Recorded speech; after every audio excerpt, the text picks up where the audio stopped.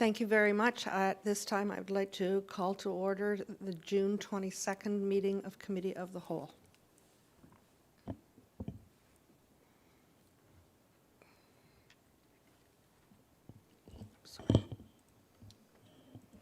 I'm going to move to item B, declaration of interest. Are there any declarations of interest from members of council? Councillor Johns, go ahead, please.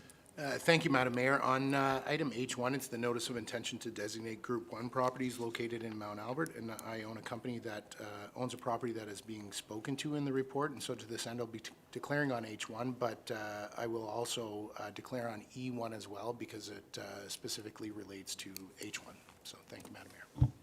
Thank you.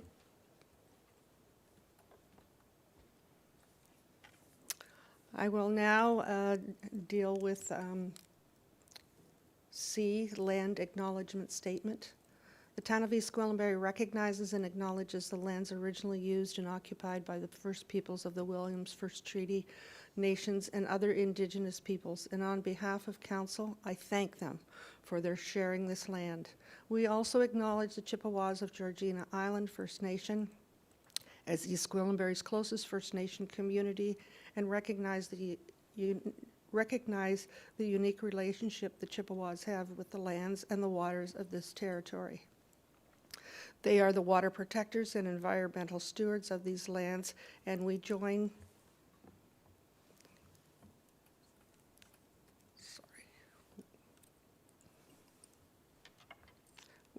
we join them in these responsibilities.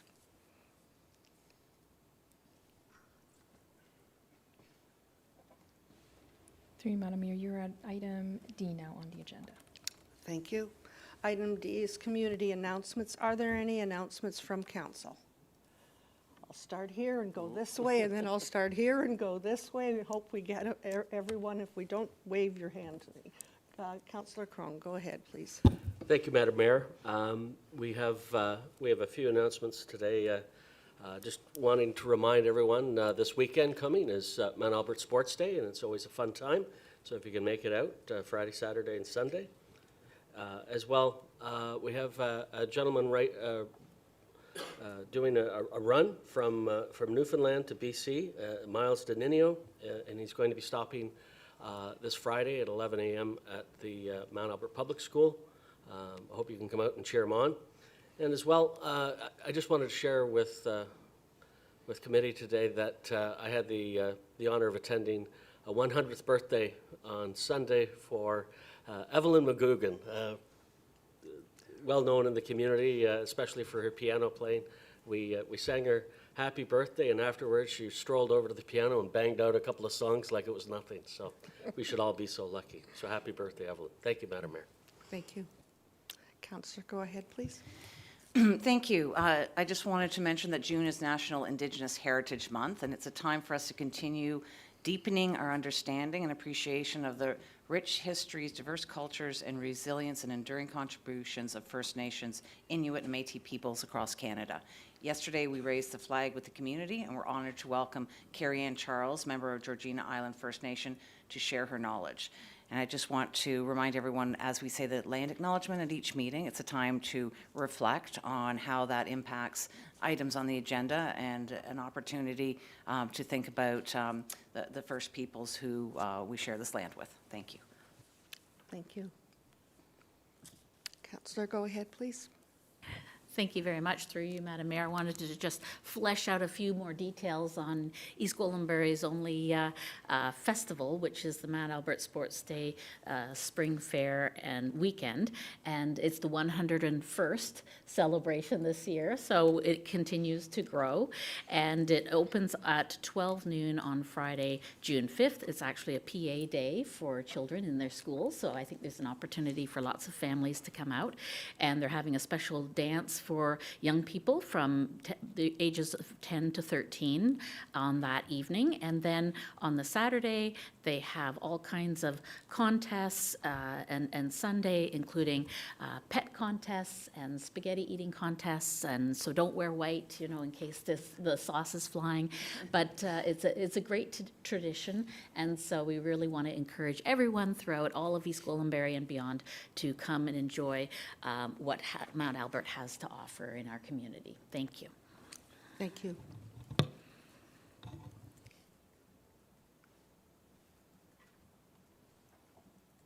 I'm not seeing any others at this time. I will move to item E. Before we begin from hearing from the deputants, I'd like to outline expectations for conducting this meeting. All participants are expected to conduct themselves respectfully and in accordance with the town's procedural bylaw. Disruptive behavior, including interruptions,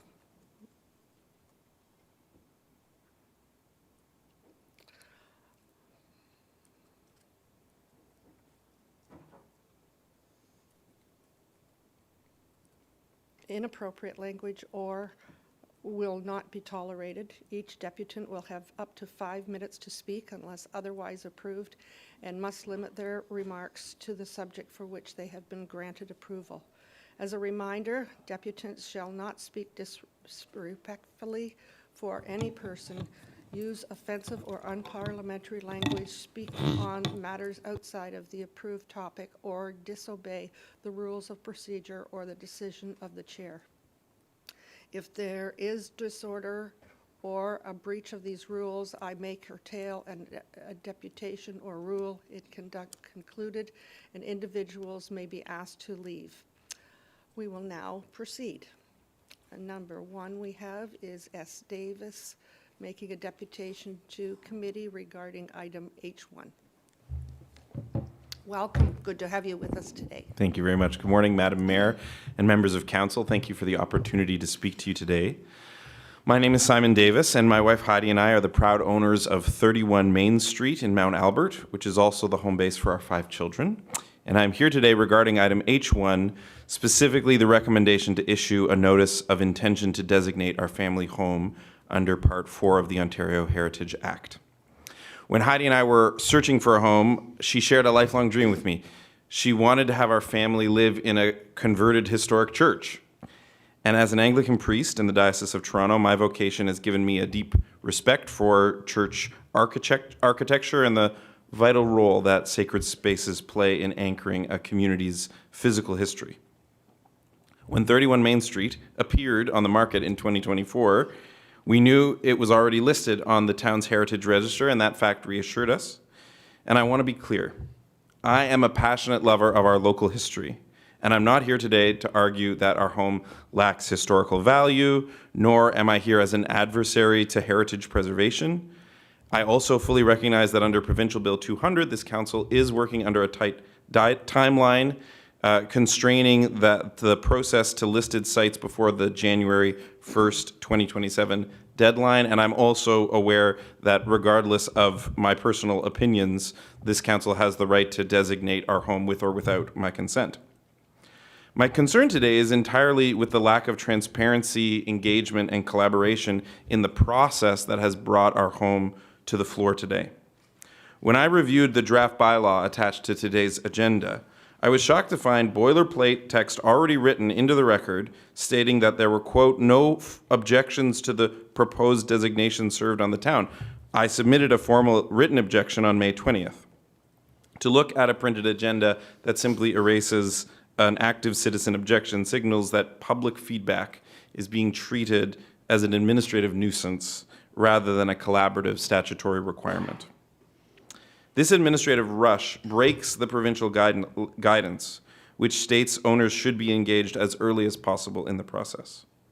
More directly, it bypasses the key performance indicators established in East Gwillimbury's own Built Heritage Strategy, which this council adopted just 6 months ago in December 2025. That strategy explicitly promises a measured evaluation process determined by a, quote, number of consultations with property owners and, quote, time to complete the designation process for each property, end quote. Our home has a complex structural and historical reality. It has been physically relocated twice in its history, features substantial modern structural additions, and its most iconic visual asset, our square bell tower, is not original historical materials, but is a modern reconstruction built after a structural change post-2019.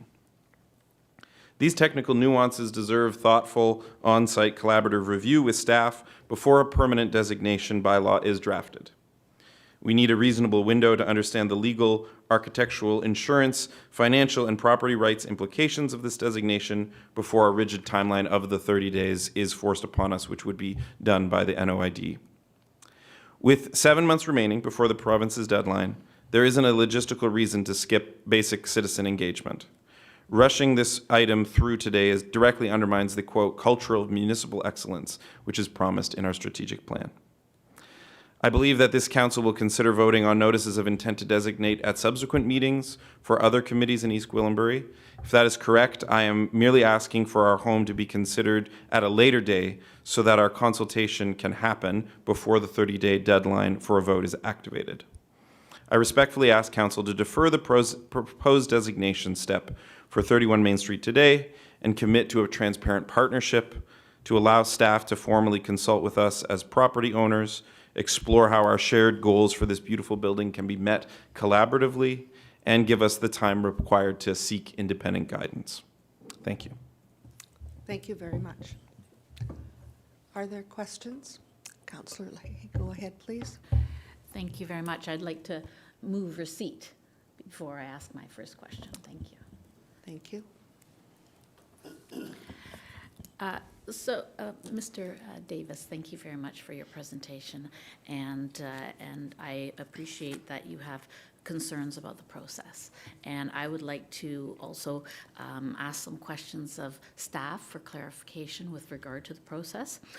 And my first question is with regard to the minutes of the Heritage Advisory Committee.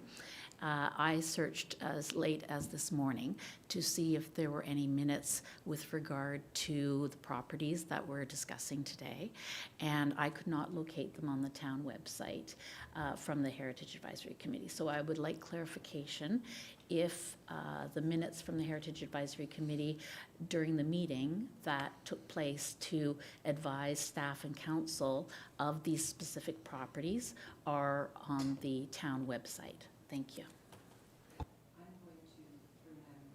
Your microphone, I don't believe is, there we go. I Very didn't good. press it hard enough. I have a habit of doing that. Through Madam Mayor, I'm going to refer the question to Mr. Kribnet, please.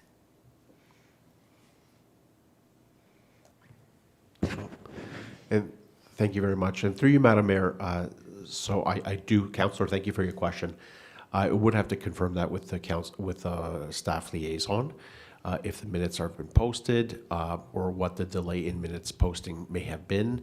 I cannot recall off the top of my head the date that that recommendation was brought to committee of the whole. The committee, but I can certainly confirm that and circle back with the councillor on when that may have been. Councillor Leahy? Yes, thank Go you very ahead, much. I have a please. follow-up question. I was able to locate the agenda for April 16th, in which this property was listed on the agenda, but I was unable to locate any minutes since 2025, November of 2025. So I wanted to clarify. I also wanted to understand with the process about, I'm aware, because thank you to our staff in the planning department, we had a previous meeting, myself and my ward mate, Councillor Crone, with regard to these properties that are being proposed. So I would like to ask how those properties were selected to move forward and who selected them, because I went to the town website and there's a difference between listing and registering, and there's over almost 100, there's over 92 homes and properties in Mount Albert and the surrounding area, the rural area, which are on the list. And so how did you pick these particular properties we are discussing today, and who picked them? Thank you. Your microphone, please. We don't want to miss anything. I really have to push it hard. Through the Built Heritage Strategy, one of the priorities was moving forward with the designation of listed properties. This was one of the properties that was so identified at the time. So the next step for town staff was through the budget process of December 2025, council approved budget for us to advance the designating of the properties that were identified. The work began in earnest in January. In February of 2026, we did send out letters to all affected property owners whose properties were being considered for designation. The letters are a courtesy letter. They are not a statutory requirement. The statutory requirements commence with committees and council's consideration of the designation report. So part of the designation report is to identify for council the reasons for these properties to be so designated, and committee and council has the opportunity to make that decision. Should committee or council decide they don't want to advance with any individual property, it would be removed. Committee can also, council will also, once the decision is made to designate properties, the notice of intention to designate will be sent out to property owners, and that's the formal process for objection. So Mr. Davis is quite correct. The report didn't identify it. The report's written before. The report is written, and he is correct. It's a standard report that lists no objections. However, should an objection be received, we would be responding. And that's after the notice of intention to designate, by the way. We would report to council that we received an objection, and council then would have the opportunity to decide to receive the objection, but not to consider it in the sense that you're going to continue to move towards designation. You could consider the objection and remove the property from being designated. Ultimately, there is one other step. If council chose to designate the property and the landowner still had a concern, they can appeal council's decision. So there is a series of process steps. So I would say to you, as much as we're in the early process of the process, there still has time to go. I'd like just to comment further about the comment that the deputant made about timelines. As much as I would love to tell all of you there is a lot of time, there isn't. January 1st, 2027, if properties that have been identified that are listed and are not designated, they cannot be designated for 5 years. And that doesn't mean something will happen to the property, but it also provides the opportunity for the property to be demolished or altered in any way. So those are some of the steps that have to be followed. And given that this is a council year and we will not have meetings in October and November, the process is front-ended. So, when the item is introduced, I will be speaking to the timelines. But one last comment I would say with respect to the deputant's comment, committee could ask staff to remove it at this time from the list, enable us to have further discussions with the homeowner, and we could bring it back in one of the other groupings. Thank you very much. Through you, Madam Mayor, I'll allow my colleagues to, I've asked a few questions if they'd like to ask a few questions. Thank you. Thank you. Other questions? Councillor Foster. Thanks, Madam Mayor. Mr. Davis, thanks for coming forward. It's always good for us to hear in a manner that's not fighting us, but making us understand. Yeah. So it's my belief that there were letters sent out in February to the property owners. I'm not sure if you received that letter or not, but kind of giving everybody a little bit of a head start as to what was going on. But I guess my question to staff is, if council pushes this forward today with, to move ahead with the designations, then you enter the 30-day objection period. Is that 30 days enough to sit down, have meaningful meetings with the property owner, and go through the process, and is that ample time to get that done?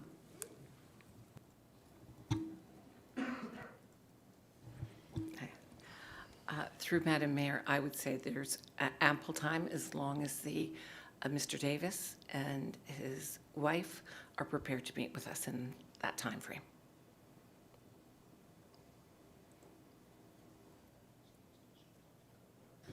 Well, there we are. I guess my next question would be,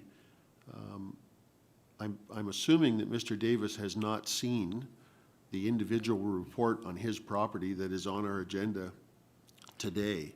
Are those reports sent out with the notice of designation?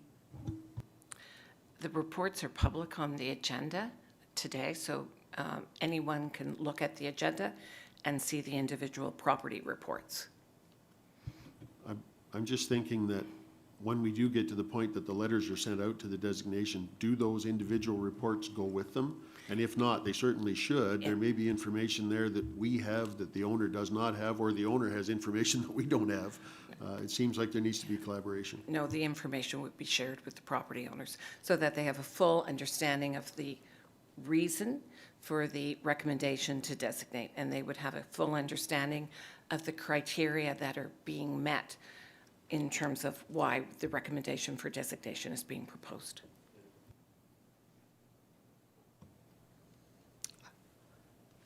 Councillor Crothers, go ahead, please. Thank you. Thank you for coming forward, and I'm sorry that you had to. It would be my hope that these type of meetings would happen before this landed on our agenda. My question is, were you alerted to the meeting today from our staff, or did you find... Okay, so just to be clear, maybe through you, Madam Mayor, to Ms. Vumbakis, property owners were told in February that this was under consideration, but would have to check the agendas every 2 weeks to see if their property was going to be discussed. Is that...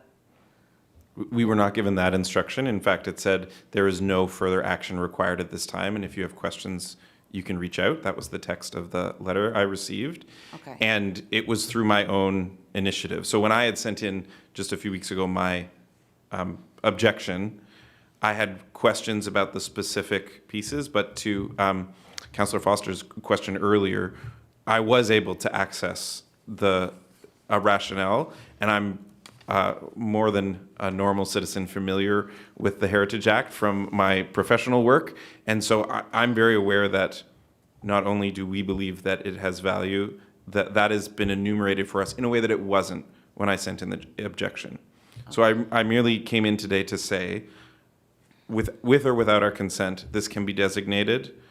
There are some, I think, discrepancies in some of the specifics that I would like to discuss with staff.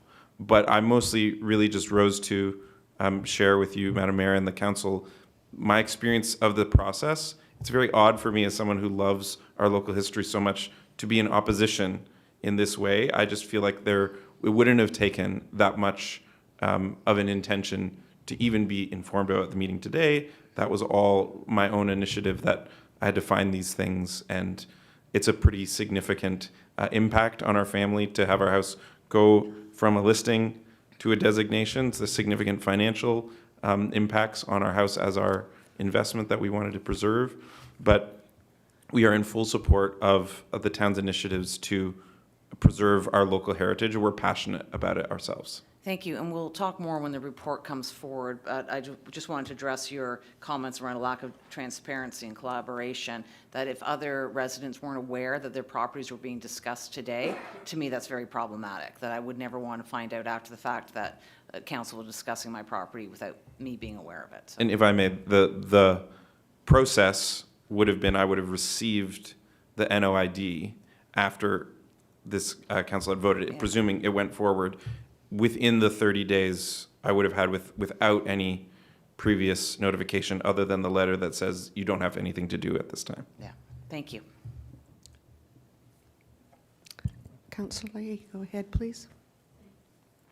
Thank you very much. And while I realize that we're going to be discussing this further at item H, I did want to follow up with 2 points while we have our staff here and we're discussing listing versus designation. So when I looked at the list of hundreds of properties throughout EG that are listed, not designated, listed. That list was created, the date on it was 2021, and then it's had a follow-up date of consolidated in 2023.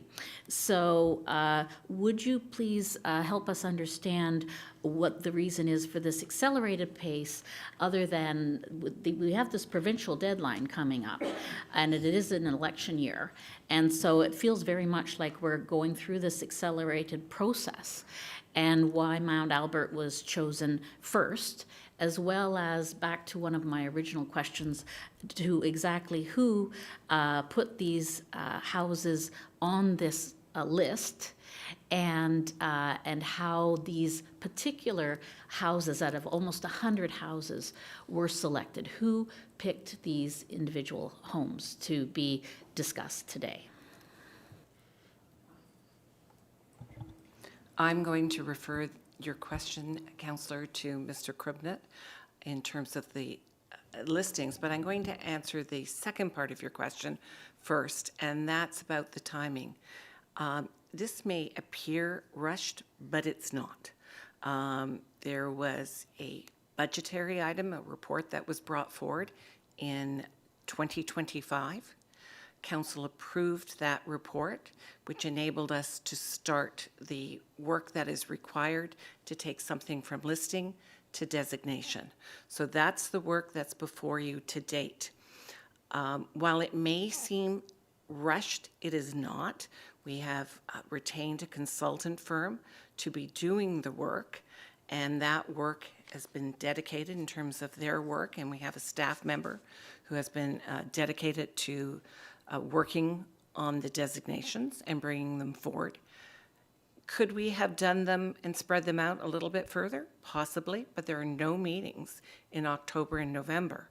So we made the determination, I made the determination, I will say, that the best way and best approach to the designations was to bring them forward in groupings, with starting with Mount Albert, and there's 5 groupings. There's Queensville, there's Hall Landing, there's the rural properties, and so each meeting, the next meeting on June 23rd, there'll be 2 groupings of properties. So that enables council to digest, it enables the public to have a better understanding of the process. And today, if you decide you don't want to move with something at this point in time, there's still a little runway, as I would call it, for a report to come back to council before the summer recess. So I'm going to pass your second part to Mr. Thank you very much. And through you, Madam Mayor, to answer your question, Councillor, so there was a report initially back in 2021, I believe it's February of 2021. I can confirm that the exact date for you, Councillor, but it is in fact 2021. That was a report it related to a review of the town's heritage register, and it was done by ASI, which is the firm who did the review. And at that point, they had identified 23 properties that were of particular importance to the town, to the town's building stock. So those properties were identified at that point, and we had carried forward those recommendations within the Built Heritage Strategy that was brought to council and approved by council in December of 2025. That was Priority 1, Strategy 1.1. I believe that was the first strategy on that list, in that strategy that identified, that again referenced the 23 properties prioritized for further study in the town's Heritage Register Review Report from 2021. So that was identified there again. And then we obtained the budget for working for the designation on those 23 properties. My understanding is we did add a couple of properties to those efforts because there were some friendly requests we received for designation. So we're working on those as well. And the properties were grouped geographically to assist our staff and our consultants in making better use of their time and resources to review these individual parcels so that they're not kind of ad hoc and all over the place. So they're grouping their efforts based on geography. I Go ahead, promise this please. is my very last question because it's Yes. on item H, so we'll have the opportunity to discuss it more. But I hate to belabor my question, but I still want an answer to my question, which is who chose the houses, the properties that are on the list we are discussing today? Was it the Heritage Advisory Committee or was it staff? Or was it Heritage Advisory Committee advising staff? Through you, Madam Mayor, I believe the recommendation was put forward to the Heritage Advisory Committee, the Heritage by staff. The Heritage Advisory Committee agreed with that recommendation and moved that recommendation forward to council.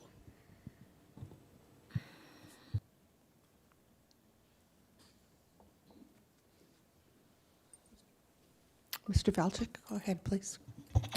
Madam Mayor, this report is coming forward from staff. It's being recommended by staff. And so we've gone through an extensive process of consultation. There's been a subject matter expert consultant that's been brought in to assist with the evaluation. The advisory committee, as I understand, Heritage Advisory Committee has been consulted, and now staff are bringing it to you for your consideration.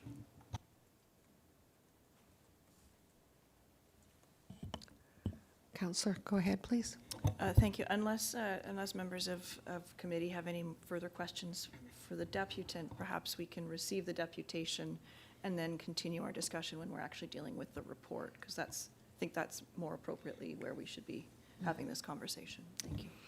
Councillor Leahy, go Yes, ahead. through you, Madam Mayor, in light of, I don't know what your schedule is for today, but in light of the fact that we have the deputant in person in the council chambers today, I would like to present a motion after we voted on receiving this motion, receiving this deputation, which I moved, to move up item H1 to, prior to item G, the finance discussion, so that we can just continue in a smooth manner transitioning the conversation rather than breaking up the conversation. So I would like to put forward a motion that we move up item agenda number H1, please.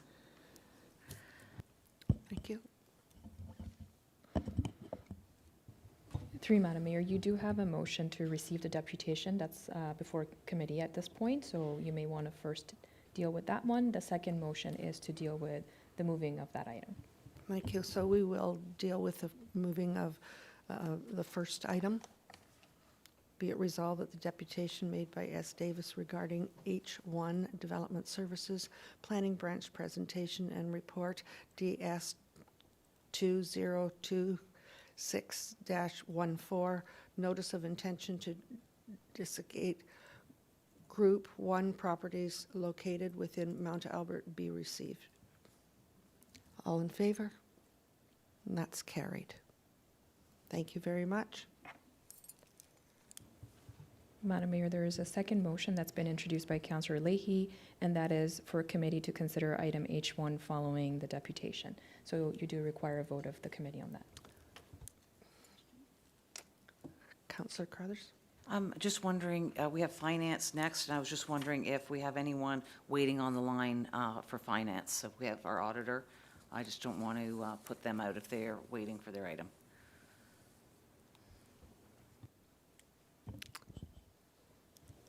Through you, Madam Mayor, that's correct. We do have external presenters with respect to item G1 on the agenda. That's Finance with Councillor Johnson, the chair. Yes. Madam Mayor, there's been a motion presented by Councillor Leahy to move the item, so that is before committee for your consideration, noting that item G1 does have external presenters associated. You may want to address that motion that's on the table first prior to considering item G. Thank you, and that we will. We can at this time.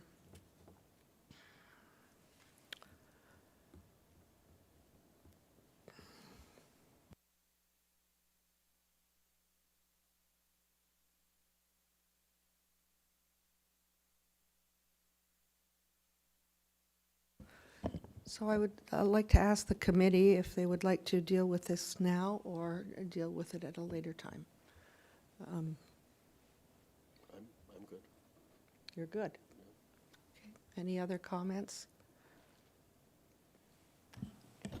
Madam Mayor, can we simply reach out to our presenters that are waiting online and to Mr. Davis and find out if anyone is on a tight timeline that can't wait a half an hour to, if we move these around? Are we aware of anyone with a tight schedule that we would deal with it now as opposed to later in our meeting? I'm happy to wait for that to happen later, depending. Madam Mayor, I'm with TMHC. I can wait if that is agreeable with council. Okay, thank you. Through you, Madam Mayor, since it was my motion and both have indicated that they have the flexibility to wait, then let's vote on my motion to move up item agenda number H1 so we can continue our conversation in a smooth manner. Thank you very much. Thank you, appreciate that. All those in, All those in favor? That's carried. Thank you.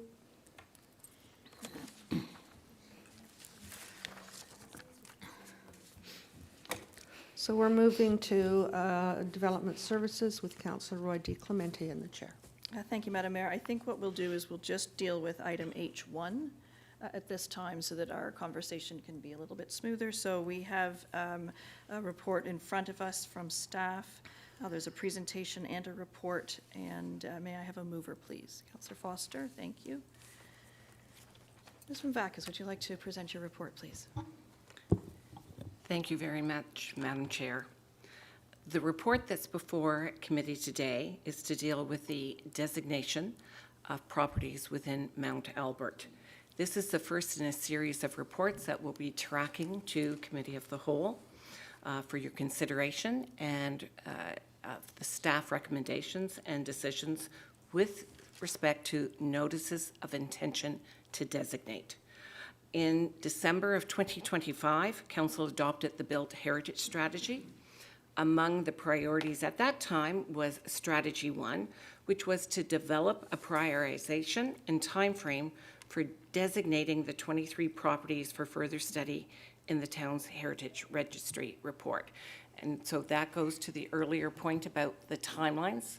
Council made a decision in December of 2025 in order that we're in a position to have the properties that Council wants designated by the provincial deadline of January 1st, 2027. Town staff and the Heritage Advisory Committee, as Mr. Krubnik indicated, identified 29 properties on the town's Heritage Registry that warranted designation under Part 5 of the Ontario Heritage Act. To manage this breadth and scope of work, which is quite massive, the town hired a consultant, a very well-accredited consultant firm, to help us manage the volume of work, to undertake the evaluation, and help us do our internal consultation on the recommendations with respect to the properties. Budget for this was approved in December of 2025. Again, this speaks to the timelines. To manage the work, we made the decision, as I said a moment ago, about grouping them, because to bring this all forward to council in one fell swoop, I thought was rather massive and would take up a lot of time in this chamber. So we grouped them, as Mr. Krubnik said, based on geography. The first group, which is the one before you today, is Mount Albert. The second group that you will be considering in June is the Leslie Street Corridor. The third group, which you'll also consider in June, is the Queensville. And then on the July meeting, we'll have groups 4 and 5, which is the Yonge Street Corridor and the rural properties. Each group will advance to ensure that we comply with the legislative requirements of the Act. The town has retained TMHC, who is a Canadian Associate of Heritage Professionals, who are an accredited cultural heritage resource management firm, to prepare the work that has to be done, because it has to be defensible. In the event that any of these designations are appealed, they have to be defended, and we need registered consultants with expertise in heritage to defend them. They're here today, and they're going to provide a brief presentation of the work that has been done to date with respect to Mount Albert. They will speak to the criteria and why these properties were selected.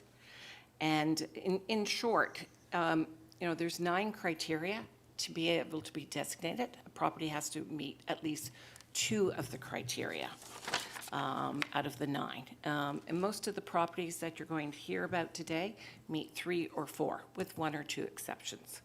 So I'd like to introduce Joan Crosby. I'm assuming Joan is up. I see the presentation up. She's online. And who's going to provide a brief presentation regarding the designation of the properties before you today. So thank you very much. Thank you, Ms. Mouvakis. Welcome, Ms. Crosby. Please proceed with your presentation. Yes, thank you. Good morning, Madam Mayor and members of council. I'm Joan Crosby, and as introduced, I am the Senior Unit Manager for Cultural Heritage with TMHC. We have been in the heritage consulting business for almost 25 years. We'd like to present a short look at the Group 1, which, as previous speakers have identified, is the first of 5 groups that we will be presenting to you. We're going through the research, making sure that each of these properties is defensible. So if I could have slide number 1, please. Just for clarification, staff have outlined the history of how this project got started, but we were engaged to conduct research and heritage evaluation of the priority listed heritage properties in the town of East Gwillimbury. It started off with 23, and we are now looking at 29 properties. What we're going to be doing is developing statements of cultural heritage value, which will identify heritage attributes of the buildings. It will identify historical importance. It will identify contextual importance, and will also, where appropriate, identify elements of a property that would not be included in the designation. So, for example, if you have a house that is worthy of inclusion or worthy of designation, rather, let's say you have a garage at the back or outbuildings at the back that really don't contribute to the property, we would identify those so that the property owner wouldn't have to worry if they wanted to demolish a garage or build something new on their properties. So we've identified what is important and what is not important. We will also help support the municipality in the preparation of the designating bylaws and associated notices. If I could have next slide, please. As has been stated, we do have a tight timeline. Every municipality in Ontario is facing this. EG is fortunate in that you were proactive in recognizing the importance of this moving forward in a timely manner. Many communities are really, they can manage a very small amount of designations. It is very time consuming in terms of staff. Some small communities do not have a budget to outsource the project. This all started in 2022 with the More Homes Built Faster Act, which is Bill 23, which amended the Ontario Heritage Act. And basically what it did is it required all listed heritage properties as of 2022 to either be designated or removed from the register by January 1st, 2027. So you can imagine what predicament that puts communities into. I've heard that you have over 100 properties in EG listed. So the town has identified, or the town staff have identified a number of properties that we're going to be trying to push through. Once the other properties are removed from the register, they will not have protections, and you can't move to designate them in a hurry. So delisted properties cannot be relisted for 5 years. So you can see there may be developmental pressures, which now the properties have no protections at all. Properties listed from 2023 are limited to 2 years on the register. So after that point, if they're not designated, all kind of heritage identifications are removed from them. If I could have the next slide, please. Okay, so we have organized the 29 properties into 5 groups. The groups are organized geographically, and it was done purely to assist with presenting to council, with engaging communities, and with our research. It's easier to have a look at Queensville, for example, do the deep dive into the community rather than jumping around all over the geography, which is quite large. So we have Queensville and Mount Albert that were looked at independently. We've got corridors, the Yonge Street corridor and the Leslie Street corridor, and then there's a number of miscellaneous rural properties that are scattered around to the north. So we're looking at group 1, which is Mount Albert, and that's what we'll be looking at today. Could I have the next property? As was suggested previously, when you do the research and the investigation into deciding whether a property can be designated or not, it has to meet a number of criteria, and the criteria have to be 2. So you have to have 2 criteria met to merit designation. If it doesn't meet 2, it is not designatable. So it is divided into 3 different sections. You can see a design and physical value, which would be criteria 1, 2, 3. So when you look at a property, you have to assess, is it a rare building? Is it a representative building? Is there a high degree of craftsmanship associated with that property? Does the property demonstrate significant technical achievements?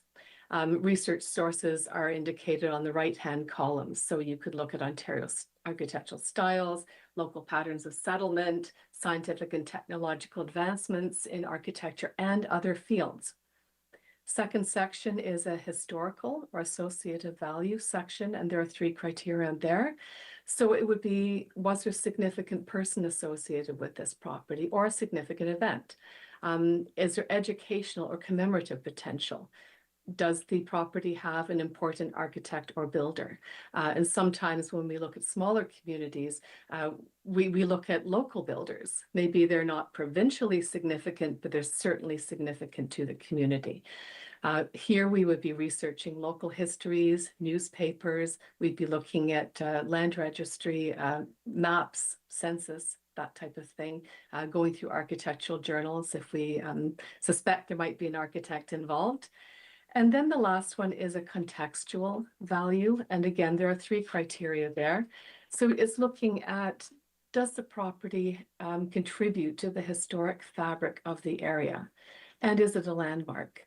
I don't believe any of the properties we've looked at so far checks the landmark status. You have to be very prominent to check that. But again, you're looking for local histories, newspapers to support that, as well as going to the site. All of these properties have been photographed, visited by our staff, and we look at, you know, what does the streetscape look like? What other buildings are there? How does the subject property fit into the streetscape?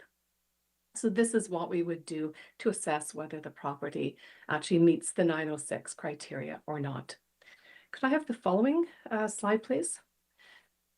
Okay, so we did not, today we will not do a deep dive out of respect for council's time, but I understand you have all of the statements in front of you as part of the package. But just to show you the properties at a high level that are part of the Mount Albert package, 6 Alice Street, which met the design value. It is a representative example of Gothic Revival style. Historical, it checked historical style and it checked contextual. Could I have the following 2 properties? We've got property at 19127 Center Street. It checked a design box for you. It checked the historical through association, and it checked contextual. I think part of the contextual was because it is at the head of a street. So as you come up a street, this is the building in front. But there's a very interesting history to these properties. We were, as a group, quite pleased when we saw these wonderful histories. I thought, does everybody famous and prominent come from EG? It seems to be the case. So very interesting histories in this case. 19139 Center Street, former bank building. Obviously, it gets a design value, it gets historical, and it does get contextual. So that has 5 criteria met. And I believe the last slide, okay, is the property at 31 Main Street, which has been a point of discussion today. So it does check all 3 areas, the contextual value. It has been on that site since 1919, so more than 100 years. It's been on Main Street since the 1880s, so fairly prominent there in terms of contextual. Design value, obviously it is a former church building, and then the historical association with the congregations, particularly the Presbyterian congregation. And then 48 Main Street, which actually has a very interesting history as a former mill, among other things. So it does have an architectural component. It has a historical and associative component because not only were they doing milling here at one point, there seems to have been an early electrical generating plant on this site, which provided some of the first community electricity for that immediate area. So really, really interesting property. And then the contextual value is placement in the street. So I believe that wraps up my comments. I'm open to any questions or thoughts if you have any. Thank you, Ms. Crosby. Members of committee, any questions? Councillor Crone, go ahead, please. Thank you, Madam Chair. Through you to our presenter, could we just go back to 48 Main? You have to help me with this one because I think it's undergone significant changes in architecture. You know, it's now an apartment building. Help me understand better how this still, yes, I appreciate the historical context, but certainly the design, I'm struggling with that because it's, you know, the significant changes it's undergone over the last, certainly the last 30 years. Help me understand that, please. Yes, Councillor. I should say that any property that is being considered for designation does not have to meet an architectural component. So it does not have to meet a design value. It only has to meet 2 of any of the 9 criteria. So it could meet all of the historical, for example. In this case, my first glance at this building, I agreed with you, Councillor. I thought, what the heck is this? And why was this one presented to us? However, there are remnants. Even though this building has been altered, there are remnants here that speak to its early function as an early 20th century rural mill and mid-20th century grain elevator. The large sections at the back and the high point at the back corner are remnants of that structure. So it was obviously a fairly prominent feed mill location for the community in the early 20th to mid 20th century. And we identified those elements as important. The other elements in the description are not addressed as important, so they won't be part of the designation description. Thank you. Councillor Leahy, go ahead, please. Thank you very much, through you, Madam Chair. My first question is, with regard to the process again, I'm going back to the process is what I'm speaking to. And so I very much am not saying no to preserving heritage homes. I've spent my entire career prior to becoming a councillor as an art appraiser. I've studied art and architecture for the better part of almost 40 years now. So I have my own perspective on this, and I'm not comfortable with moving forward. I'm suggesting that the process would have included the homeowners, as this is their largest asset, I imagine, for most homeowners, giving their permission to designate their home as heritage or not. I feel that I'm not satisfied, and I will give some examples of why I'm not satisfied, following up from the, and I do not intend to disparage any property owner, but from a critical lens, if there's over 92 properties listed in Mount Albert, and I'm very familiar with Main Street, I walk it every day, and there are several more, at least 4, on that stretch of Main Street and on Alice Street and on Center Street, which in my opinion, would be more suited to being designated. And in fact, when this topic came up, the agenda was posted, there was an individual on Facebook who's a resident of Mount Albert who was asking the question legitimately why her property wasn't chosen. And she was voluntarily saying she wanted her property to be chosen because of the heritage in her home. So I believe that what is fair is, especially when we, in the future, we don't have anything set in place as incentives yet for the properties that are being designated as heritage, that there may be some sort of a grant available in the future if they want to make any repairs or repainting of their properties, or incentives or grants. We have no information on that at this stage, if I'm correct. And so we don't have the minutes from the meeting, as far as I'm aware, to share about the discussion of the Heritage Advisory Committee met. So I am not prepared to move forward with this. I'm not comfortable moving forward with this.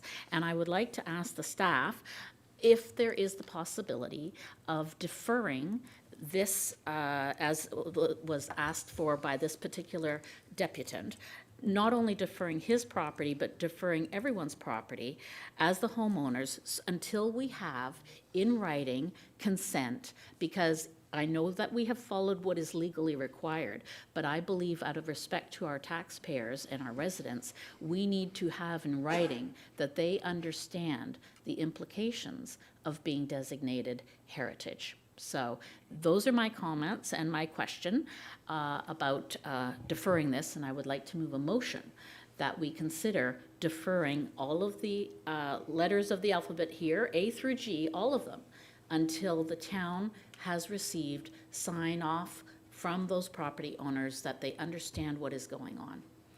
Thank you. Through Madam Chair, we're in the hands of committee. However, I would caution you about receiving letters of consent. And I simply say that because we can send something out to somebody and they may choose not to respond. So if that's what you want, then we'll follow the direction. But I just caution that individuals may choose not to consent back and be silent on it. And their silence doesn't mean disagreement or agreement. So that's the only thing I caution you on. And I would ask you not to defer it. I would ask you refer it back to staff so that we can come forward with a specific date before we lose the opportunity to have committee and council consider the designations. Through Ms. you, Madam Moufakis, Chair. May I just a follow up? moment. Yeah, in a moment. Ms. Moufakis, maybe we should take a step back. I know Councillor Foster and I have an understanding of the journey that we've been on. Our heritage list used to have over 400 properties on it. We have, over the past, let's say, decade, been methodically working through these issues and understanding that there were development pressures in place, that there were significant assets that needed to be protected in the community. Can you walk us through, I guess what I'm looking for is an assurance that we have followed the process that we need to follow. And the fact that we sent a letter out in February to property owners to alert them was actually a courtesy that we wouldn't necessarily, other municipalities wouldn't necessarily have done. So can you just walk me through that so that I can help guide the conversation here? please. Madam Chair, you are correct. We have legislatively met the requirements. There is no requirement. It may be practice among some municipalities, but it is not a legislative requirement to advise people ahead of time. This report constitutes consideration by committee, and committee could decide you don't want to proceed. So there would be no need to be getting consent from property owners in the event council made the decision not to proceed.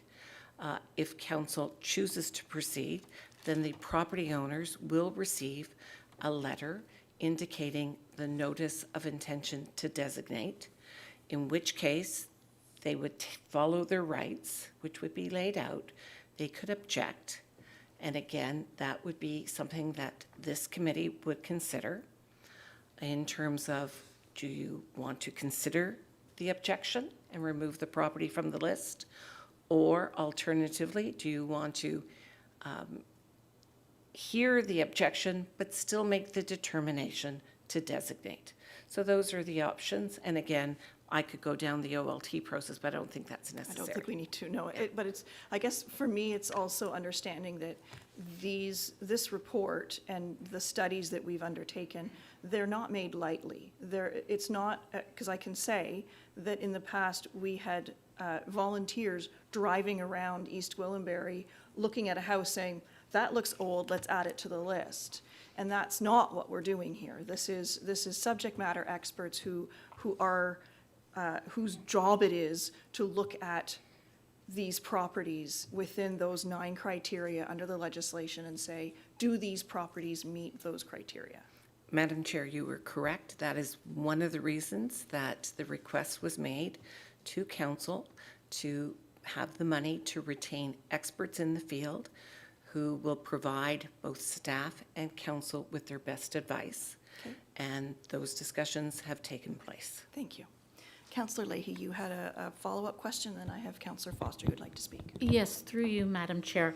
So there's been a discussion of the journey, and I noted earlier that the list came out in 2021 in a previous term of council, and then was updated in 2023.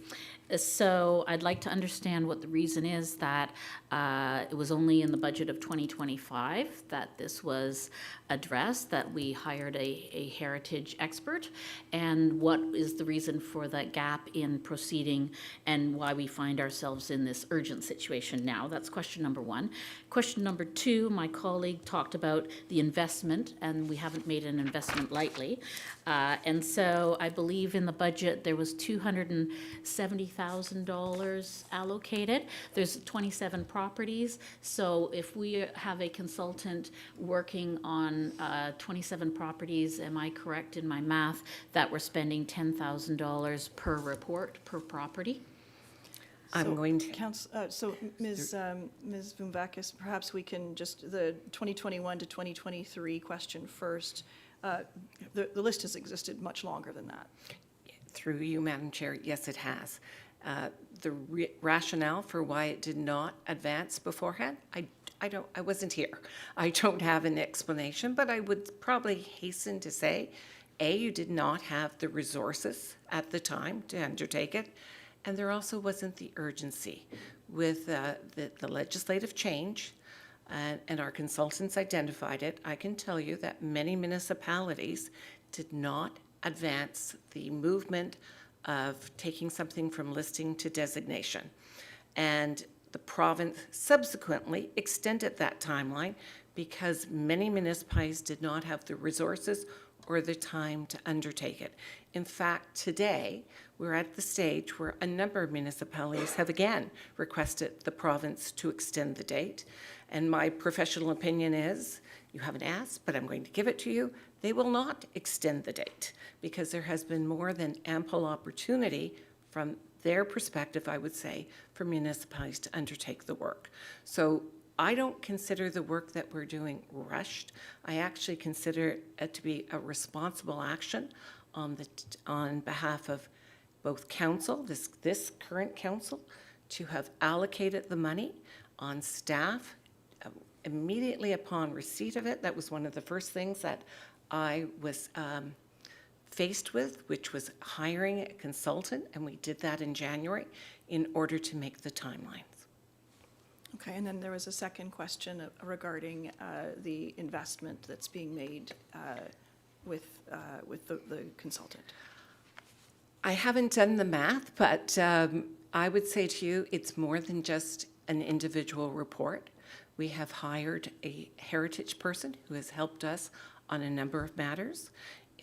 In fact, updating our website with the Q&As, Sharon Heritage Conservation District, the demolition report, and creating documents that we are going to require now that we do have our first HCD, so that if somebody wants to come in and demolish or alter a property, that we have the work in place, the forms that are required to do that. So that work is being undertaken.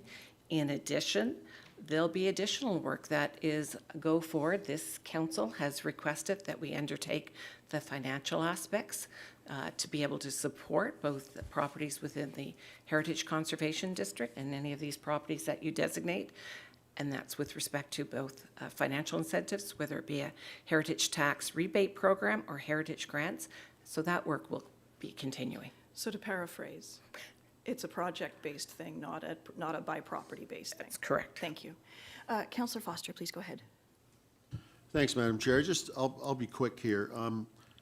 I think part of the reason that this didn't move forward before was that we were spending a lot of time and money working on a heritage strategy. I can tell you that through sitting with the Heritage Advisory Committee for some time now, we would love to have moved forward with some designations before, and we were kind of advised that we needed to have the strategy completed. I made sense of that by saying it's pretty hard to make decisions when you don't really know what it is you're trying to achieve. That strategy, I believe, did that for us. We talk about minutes. Are there not Heritage Advisory Committee minutes in the agenda today? I believe there is. Councillor, I believe so. I think I read them, and I believe someone else commented earlier that they're. And They're in you know, we talk about the incentive program. I know staff is working hard on that. That is going to be a bit of a game changer, I think, with all of this. And I would also like to say that if there are folks out there that want their properties designated, we welcome them to come ahead. We've not heard from anyone yet that I know of. So, I mean, that would make our designation job easier if some of those folks came forward. So I'll leave it at that, other than to say I think we need to, you know, the amount of work that's been done, I think we need to commend Ms. Mouvakis' staff, and we have a staff member sitting in the back of the room that has been able to throw all his time into this. That's why we're moving forward now, where we were maybe lacking a little bit before. So I think that's worth saying. Thank you. Thank you, Councillor. We have two matters to deal with. One is we've got a motion to, I believe it was defer, but I'm hoping you meant refer, Councillor. Through you, Madam Chair, no, I meant defer. Okay. So Ms. Mouvakis has suggested that a deferral was not something that she was comfortable with.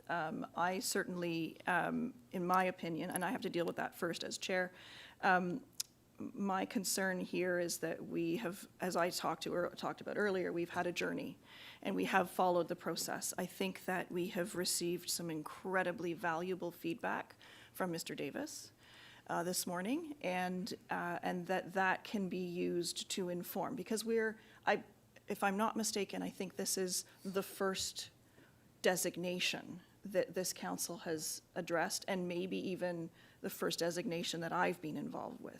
Certainly, we've been doing heritage work. So we're learning, and this is the first time we're doing it.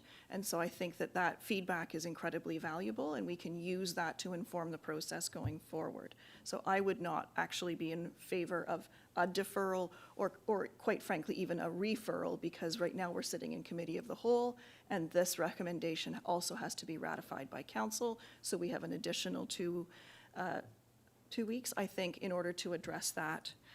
What I would like to see, once we've dealt with the deferral motion, Councillor Foster, it is your motion, and should we be moving forward today, I would like to suggest that we add in the same clause that we used when we did the Heritage Conservation District regarding that staff would be reporting back to us on financial incentives. We talked about that already this morning, as well as a clause that requests staff implement a mechanism for property owners to volunteer their properties for designation and to step forward. I think we've heard people who are very proud of their homes tell us how proud they are, invite us in fact, to show us how beautiful their homes are. They might not even be worthy of designation because they may not meet those criteria, but regardless, it's still a worthwhile exercise. So that would be where I would like to go. Councillor Crone and then Councillor Carruthers. Go ahead, Councillor Crone. Thank you, Madam Chair. I have to say, I share many of the concerns of my ward mate about this, but I want to understand the nuance between deferring and referring, because up until now, I would have been happy to defer, but help me understand why you, through you, Madam Chair, to Ms. Voumvakis, why you prefer referral over deferral. Go ahead. Thank you, through the chair. Deferral doesn't provide the direction to come back. One can defer it, and I could come back in a year from now or 2 years, where referral back means we're coming back and I'm going to come back with a report. But a deferral in many respects just puts something into, I'm going to call it the netherworld. You know, do not know when it's coming back. Suspends it in stasis. Very good. Okay, thank you, through you, Madam Chair. So it's, deferral is more like a legislative purgatory. Yes. Okay, well, I can live with referral. I know I've had conversations with Mr. Davis. I've had the gentleman who owns the 19139 Center Street property. He is not very keen on a designation. Councillor Leahy said many things that are on my mind. Certainly, transparency and collaboration. I think that's what this council wants to be seen as. If we could refer this so that we have a chance to talk to the folks that are going to be impacted, because this is, as was stated earlier, this is probably their largest investment. And we could be potentially putting an encumbrance on that. And I think even though legislatively, and I'm not suggesting anyone has acted inappropriately, but legislatively, we're doing everything we should. But I would hope we could go above and beyond that. I know certainly from my past industry experience in the insurance world, when we had to make a serious coverage decision with someone that wasn't going in their favor, we did it by registered letter. And so we covered our backsides and had that to back up if they could claim that they never received it. Well, there would be a signature stating that they did. So but to the point, we've been at this for a long time, and I appreciate that. I get that the light is at the end of the tunnel. The last kilometer of the journey is always the toughest, and I think we have to get it right. And I would feel better if we could refer it so we could have some indication from people how they feel. I just have a hard time philosophically designating something against their will. We need to make the pitch for why it should be designated. I would have preferred to have our tax incentives and all the other incentives in place to make them want to do it. But I understand time is precious around here, so you can only do so much. But I would, with my ward mates' indulgence, I would be okay if we did a referral, knowing that it would come back and we could have some closure to this and move on. But at the end of the day, I think we have to do a little more consultation with the property owners to make sure that they're either on side or they're not, and that we know that going into the final decision. Okay, thank you, Madam Chair. Councillor Carruthers, and then I saw Mr. Valchich wanted to contribute to the discussion. Go ahead, Councillor. Thank you. In my parliamentary training, we always looked at defer and refer, as defer means it goes away, and if it comes back, you have to set the time, but it comes back exactly the same. And refer means that you want some additional information, you want some sort of change. So if you want to just, we don't have time to deal with this today, or we're reaching the end of our meeting, we'll defer it to the next meeting, it means it stays exactly the same. So I think with this one, we want to refer it, because for me, I want to hear about conversations with the property owners. I am not comfortable putting an encumbrance on someone's home without having a conversation with them. And whether it's a registered letter or they don't pick up the phone or whatever, we have to make every effort. And I would say, if they don't respond, maybe they don't want their house designated. And that would have a big impact on my decision whether or not to designate. I believe that there's enough people in our town who would like their home designated that we can get enough designations that way. And I wish we had started with that, with a call out to everyone who was on the list, all 400 or 200 or wherever we ended up, asking who wants to designate and start with those homes first. I would not vote in favor of designating someone's home against their will. That's absolutely for sure. And I want to just insert my standing comment, because I don't want it to be lost, that there should be an effort to provide the same level of protection for other aspects of our local history, including barns and silos and hedgerows that were built by our ancestors, as well as the trees they planted. I just think that we spend a lot of time on homes and we neglect the other parts of our history. Thank you. Councillor Foster, and then Councillor Leahy. Thank you, Madam Chair. I always try to keep some of this stuff simple, and I'm not sure that we're not making this into an endless circle that we're never going to come to an agreement on. So I guess my next question, or my next comment would be, we talk about the consultation process with individual property owners, which I certainly support. The opportunity or the possibility of trying to designate a home that a person does not agree with, I don't know that that's the end decision. There still may be stuff, information that we have on properties that I think make it more important. So if you could, Ms. Van Vakas, if you could explain to me better, or if we haven't already tried this, the consultation will take part in the 30-day window, I believe, after the letters are sent out. If we're asking people to come in for consultation meetings, how are we going to reach out to them when that designation letter would do that for us if we send it through? So in that instance, then we'll take Mr. Davis's property as an example. He received the letter, he sent in an objection after the report was written, so it didn't get recognized.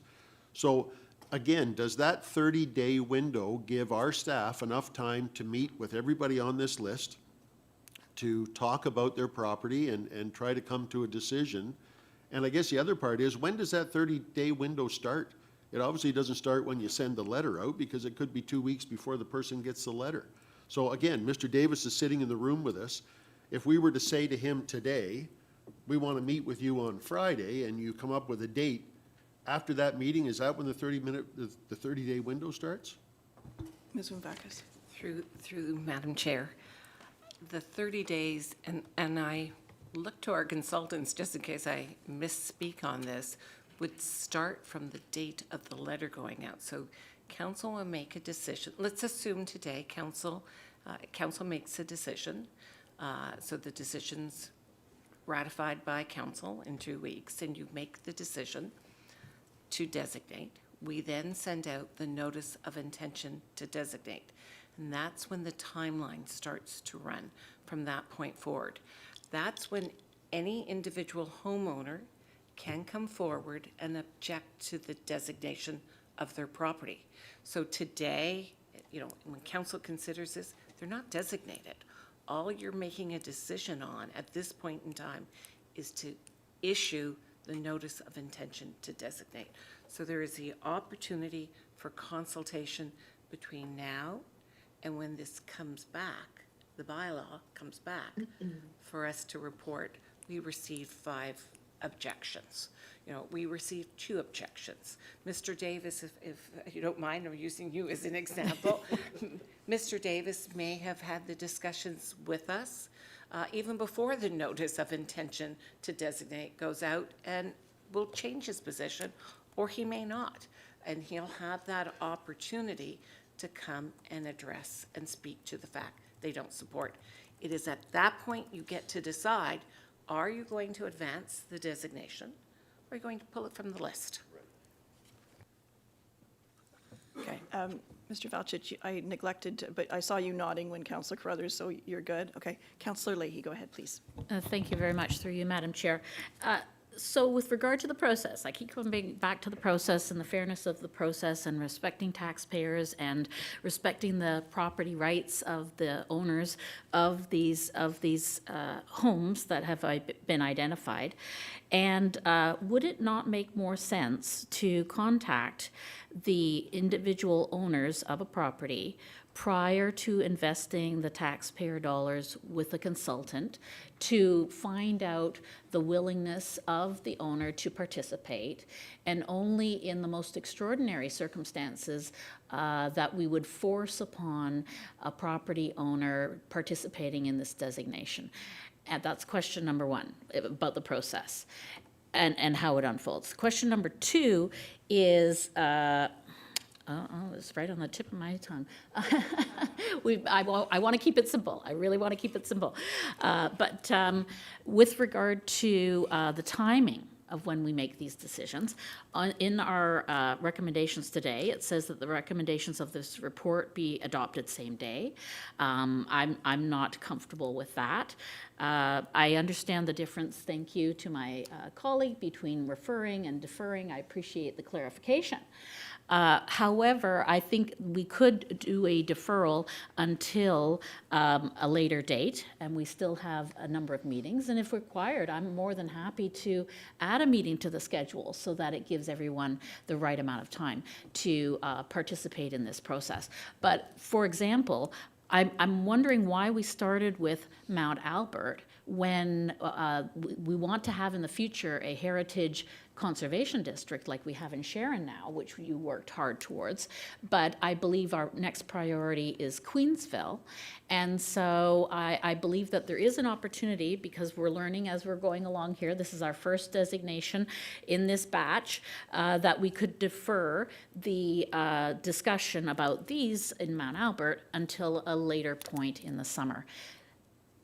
Because the priorities, as far as I understand from our conversations, and I have spoken with you about this before, that we won't even have the ability to provide information to the potentially designated heritage properties until after the deadline by the province, whether or not we can provide a property tax break or grants or incentives. So I don't know that there's really any point in adding that if it's not going to be possible to have information on that until after the provincial deadline. So maybe people will just have to wait until 2032 in the process in some cases. So I would like, my question through you, respectfully, Madam Chair, is directed to our staff. Thank you. So in response to your first question through the chair, in terms of designating, many individuals may not want their property designated, but the town may see the value and the benefit of the designation. As such, you will often have a property owner objecting to the designation, but that doesn't mean that council does not make a broader, more strategic decision that's not property-based, but based on a broader viewpoint for what it wants for the town. It's the vision. In terms of why did we start here, there isn't the same development pressures in Mount Albert that there are in some of the other areas. And I don't see us starting an HCD process in the near future. Partly, we don't have budget. We would have to come back to council to request additional budget. So this was one way of protecting the properties within Mount Albert. So those are two of the bases. Now, I think you asked me a third question and I lost track of it. I think it was more of a comment. I don't remember what Okay. the question was either. Do you, Councillor Leahy? Well, no, you've basically asked my questions, but before we vote on the motion or a different motion, I would like to make it clear that in fairness to the property owners, I don't agree with proceeding unless I am comfortable in knowing that those individual property owners have signed off on their property and acknowledging that they are aware that this notice of designation is forthcoming potentially in the future. And I acknowledge we've met the bare minimum of what's required legislatively, but I believe that in fairness to our residents and our taxpayers, we need to do more than the bare minimum in respecting them and their assets. Councillor, you made a motion earlier. I just want to make sure that I'm clear on what your motion is at this point. You said you wanted to defer. We've talked a little bit today about deferring to a meeting in the summer, to creating another meeting in our schedule, et cetera. Can you please clarify what your motion is, or or whether you're simply going to be voting against the original motion? I want to make sure that we vote on what you would like to put forward. Yes, thank you. Through you, Madam Chair, I believe one of my colleagues would like to make a comment on that, because I believe an option for us is to defer, but just to add a date to that. Right, and that's So where I was you're asking you to seeking clarify. clarification. I'd like to hear from my colleagues first before I add a date Go to it. ahead, Councillor Yeah. Crothers. Thank you. I find I'm agreeing with most of what Councillor Leahy is saying. We need the consent of the property owners unless, as you say, extraordinary circumstances. Looking at these properties, I don't see extraordinary circumstances. I don't see a huge loss to our town if all of these properties said, no, we opt out. I think there's other people within Mount Albert with equally historic homes that would step up and fill the void, so to speak.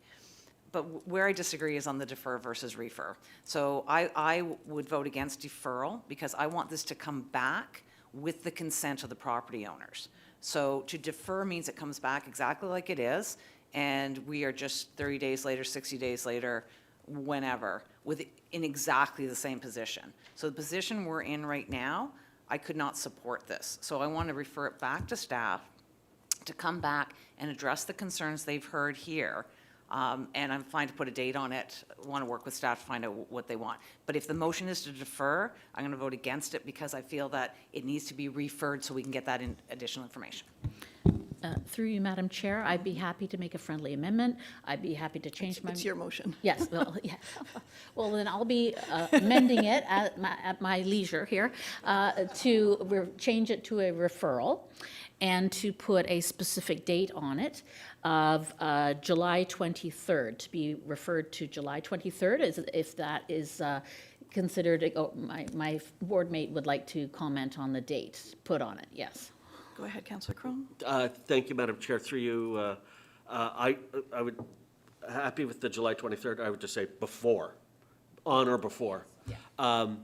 As well, if I may, Madam Chair, through you, I just wanted clarification through Ms. Vumbakis. You talked about the 30-day consultation period where a resident could appeal. Who is the ultimate adjudicator of that consultation? Is it us is it staff, is it council, or is it the Ontario Land Tribunal? Who would ultimately adjudicate that? Through Madam Chair, I'd like to take a step back. If the decision was made today and I know that's not what I'm hearing, but assuming it was, what you are doing is you're notifying the property owners of the intention to designate. You are not designating. You're notifying of your intention. They then can object to that. And it's at that point that the decision of council is, do you advance the designation or do you pull it from the list? In the event that you have made the decision to continue to advance the designation over the property owner's objection, they do have appeal rights. And that appeal right would be to the OLT. Okay, and could I just add one other thing? Because I just want to make sure it's really clear. Because I am hearing commentary about people volunteering to have their property designated. If the property is already listed and it's not a property that's being subject to the review, and it's something that you would want us to continue on, we cannot designate it come January. That would have to happen this year, and I do not believe there is the capacity to undertake that work. So I just want you to be very clear about that. Someone can volunteer. We still have to go through the evaluation criteria. We have to have a defensible position in order to designate. And that will not happen come January 1st, 2027. So to clarify, a property must be on a list before it can be designated? It can't just come out of thin air and be designated? No, Madam Chair, you could designate a property and give direction for a property to be designated. So if a property isn't designated now, you could do that in the future. The challenge is if it's listed. Got it. Councillor Leahy. Thank you very much. I'd like to call this to question now. I'd like to call this to question the amendment that I made about the referral to be referred to staff and to have consultation with all of the individual property owners on this list here that we honor before July 23rd. We receive back consent from them to participate in this. Mr. Valchich. Madam Chair, just so staff are clear, just if committee could also articulate, are you suggesting that the only properties you would like brought back to you are those with prior consent of the homeowner? If that's the case, Yes. we'd want that spelled out, and Yes. any that we have not received consent just wouldn't come back to you. Is that correct? That is correct. And so if I may add just as a comment, I understand that in a future batch, this summer, I assume, you will be also considering properties in Mount Albert's rural area, so there's an opportunity then. And I think that it's of urgency, since there's more than 90 properties on the list already, and I believe the one that spoke up on Facebook said they wanted their property to be designated, and that they wondered why it wasn't. It was already on the list. So there needs to be more work done before I'm comfortable moving forward. So that's my motion. Oh, yes. Councillor, I'm mindful of the fact that you asked us to call the question, and yet we're still discussing this. So I'm trying to be fair to everybody here in this room. If you want us to call the question, the motion that I have on the table at this point is that the matter, that we receive the report and that it be referred to a future meeting on or before July 23rd. Well, through you, Madam Chair, I will withdraw my call to question in order to give the opportunity to my fellow councillors if they would like to fine-tune the language, because the language, the wording is extraordinarily important. Every word, every comma is important. And so we need to get it right because we're at the beginning of this process. Thank you. Okay. Councillor Carruthers. Thank you. Perhaps we could put the wording up on the screen. And I would want to make a friendly amendment that we include the other groups as well.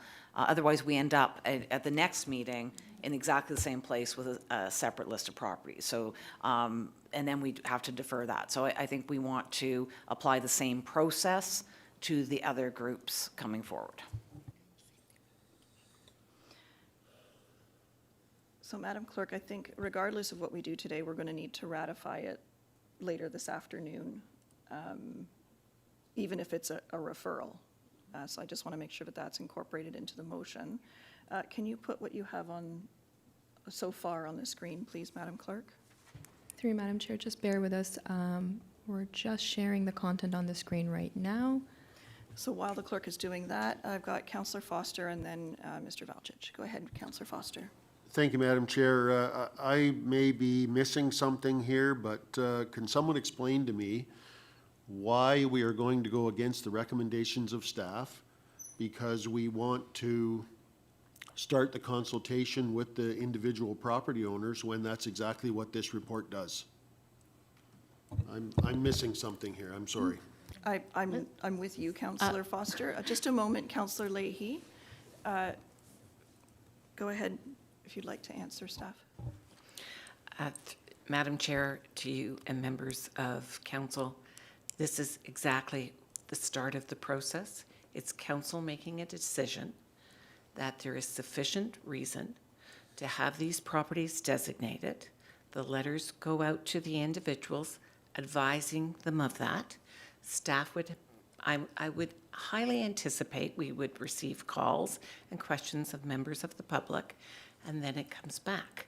And should there be no objections, we would be advising you. If we had objections, we would be advising you.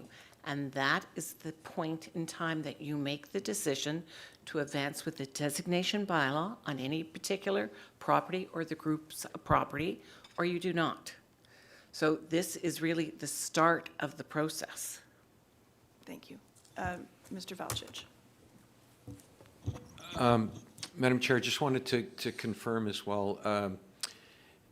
Let's say we do have individuals that provide consent at this point. Once you, as council, approve the intent to designate, it kickstarts the actual formal consultation process. So at that point, despite the fact they may have consented, they could then object, they could continue to consent. I think what was problematic in this situation, or from my understanding of what's being discussed, is that it would have been helpful to have the 7 property owners made aware that this was showing up on today's agenda, and perhaps would have avoided some of what we're having as discussion today. So I think, if I'm understanding the discussion, I know I'm hearing, you know, we only want them to come back if they've already consented. That's a little bit putting the cart ahead of the horse, because the process hasn't started and you're asking for consent or not. However, perhaps what you're saying is you would like to make sure that when these reports come before you, the property owners have been notified that their item is on the report. And then that starts the formal process, and then if they wish to object, they can object. There's a process to do that. I think that's what I'm hearing is the important communication piece you're looking for. And so if that's what it is, we should articulate that, and we can make that happen before any further reports come back to you. That's certainly my position, and my intent today was to vote in support of the staff report, and I believe that's what Councillor Foster wanted to do. Councillor Leahy and then Councillor Carruthers. Thank you very much, through you, Madam Chair. So 2 points in terms of communication. I believe that it's reasonable for members of the public to anticipate that minutes from the Heritage Advisory Committee are made public on our town website in a timely manner. So when I checked this morning, I could not find the minutes from the Heritage Advisory Committee since November of 2025. And so on the agenda, it listed the Councillor, properties, but this is a very important point. I would You've like made it to already, ask. though. Yes, but you contradicted what I said. You said the minutes They're were part attached of to the this. report. Well, then I would like the minutes brought up and made public here when we're voting on this. I want to see the minutes, part of the record, from which meetings, from March, from April, from May. Well, I would like to see those minutes from the Heritage Advisory Committee meeting. And I would like to make the point that if that is not made public, that was another lost opportunity. If the Heritage Advisory Committee minutes are not made public in a timely manner, then how is anyone whose address is on those properties that we're talking about, how are we supposed to know? How are they supposed to know if they don't have the ability to read the minutes and access the minutes on the town website in a timely manner? That is a very important procedural question that has not been addressed. So I would like to request that those minutes be added to this that we're voting on, so that the public can read it for themselves. And I would like to ask what the procedure is in terms of a time frame for any committee, advisory committee, to post the minutes on the town Councillor, website. we're now veering off into another area of procedure. My understanding is that the minutes of the Heritage Advisory Committee were attached to the staff report that we are considering today. Whether they appear on the town website under the committees of council and all of that, that is feedback for staff to take under advisement so that they can address that in a more appropriate fashion. Councillor Carruthers. Thank you. I did read the minutes in the staff report. It's very big, so I can't put my finger on it right now, but I did see it, and I checked the first time you raised this. For me, I understand the starting of the clock and that we can take it off later and all that. I just think, our deputant who talked about lack of transparency and collaboration, I just think this is a black mark on us to not have started a discussion with the owners of these properties.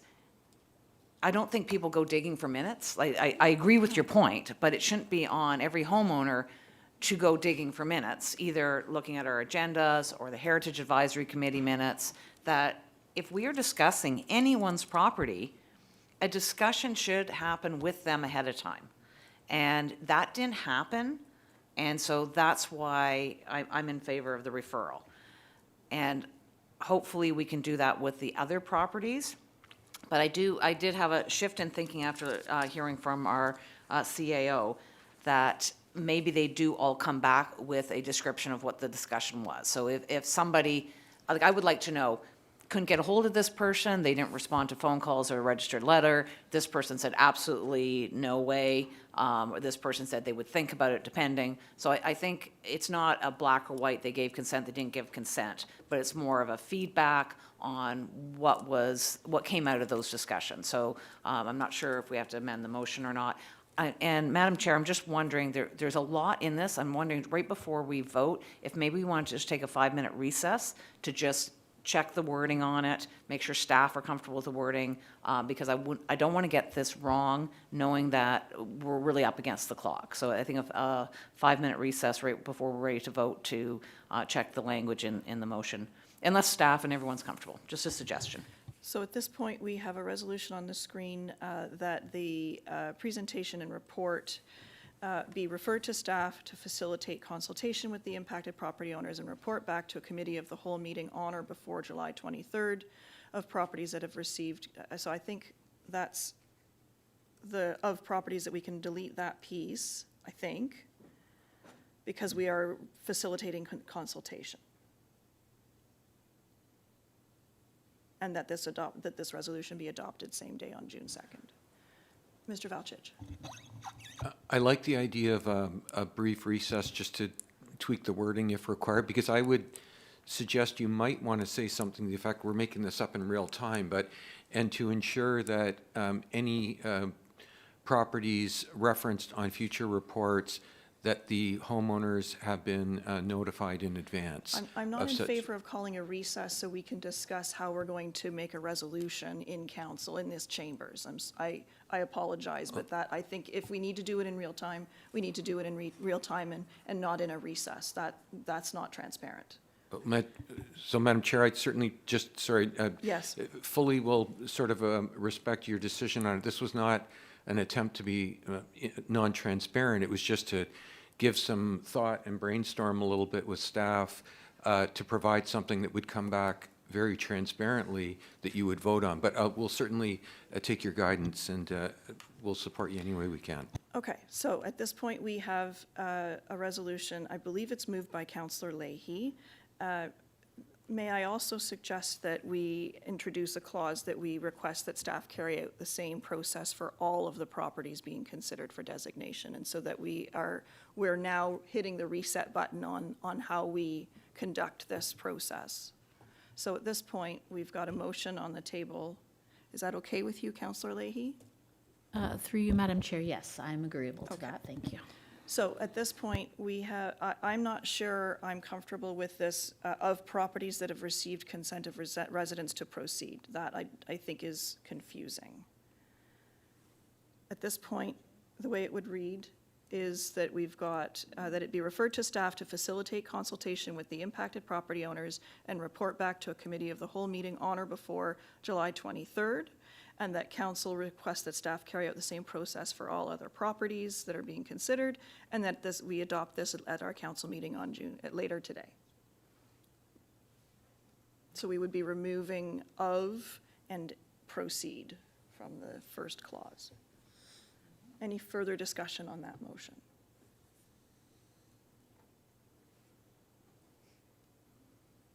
Seeing none, all those in favor? Opposed? That motion carries.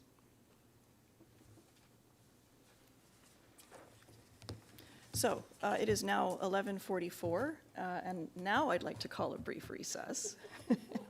Oh, wait, I've got Mr. Marshall. So at this point, what I would do is then turn the chair back to you, Madam Mayor, because I'm not Chair of Finance, and I will let the Mayor decide how we proceed next. Thank you. Through you, Madam Mayor, you're now proceeding back to item F on your prepared agenda, which is the presentation component. And at this time, we have no presentations. And we will come back, item G, Finance, with Councillor Johns in the chair.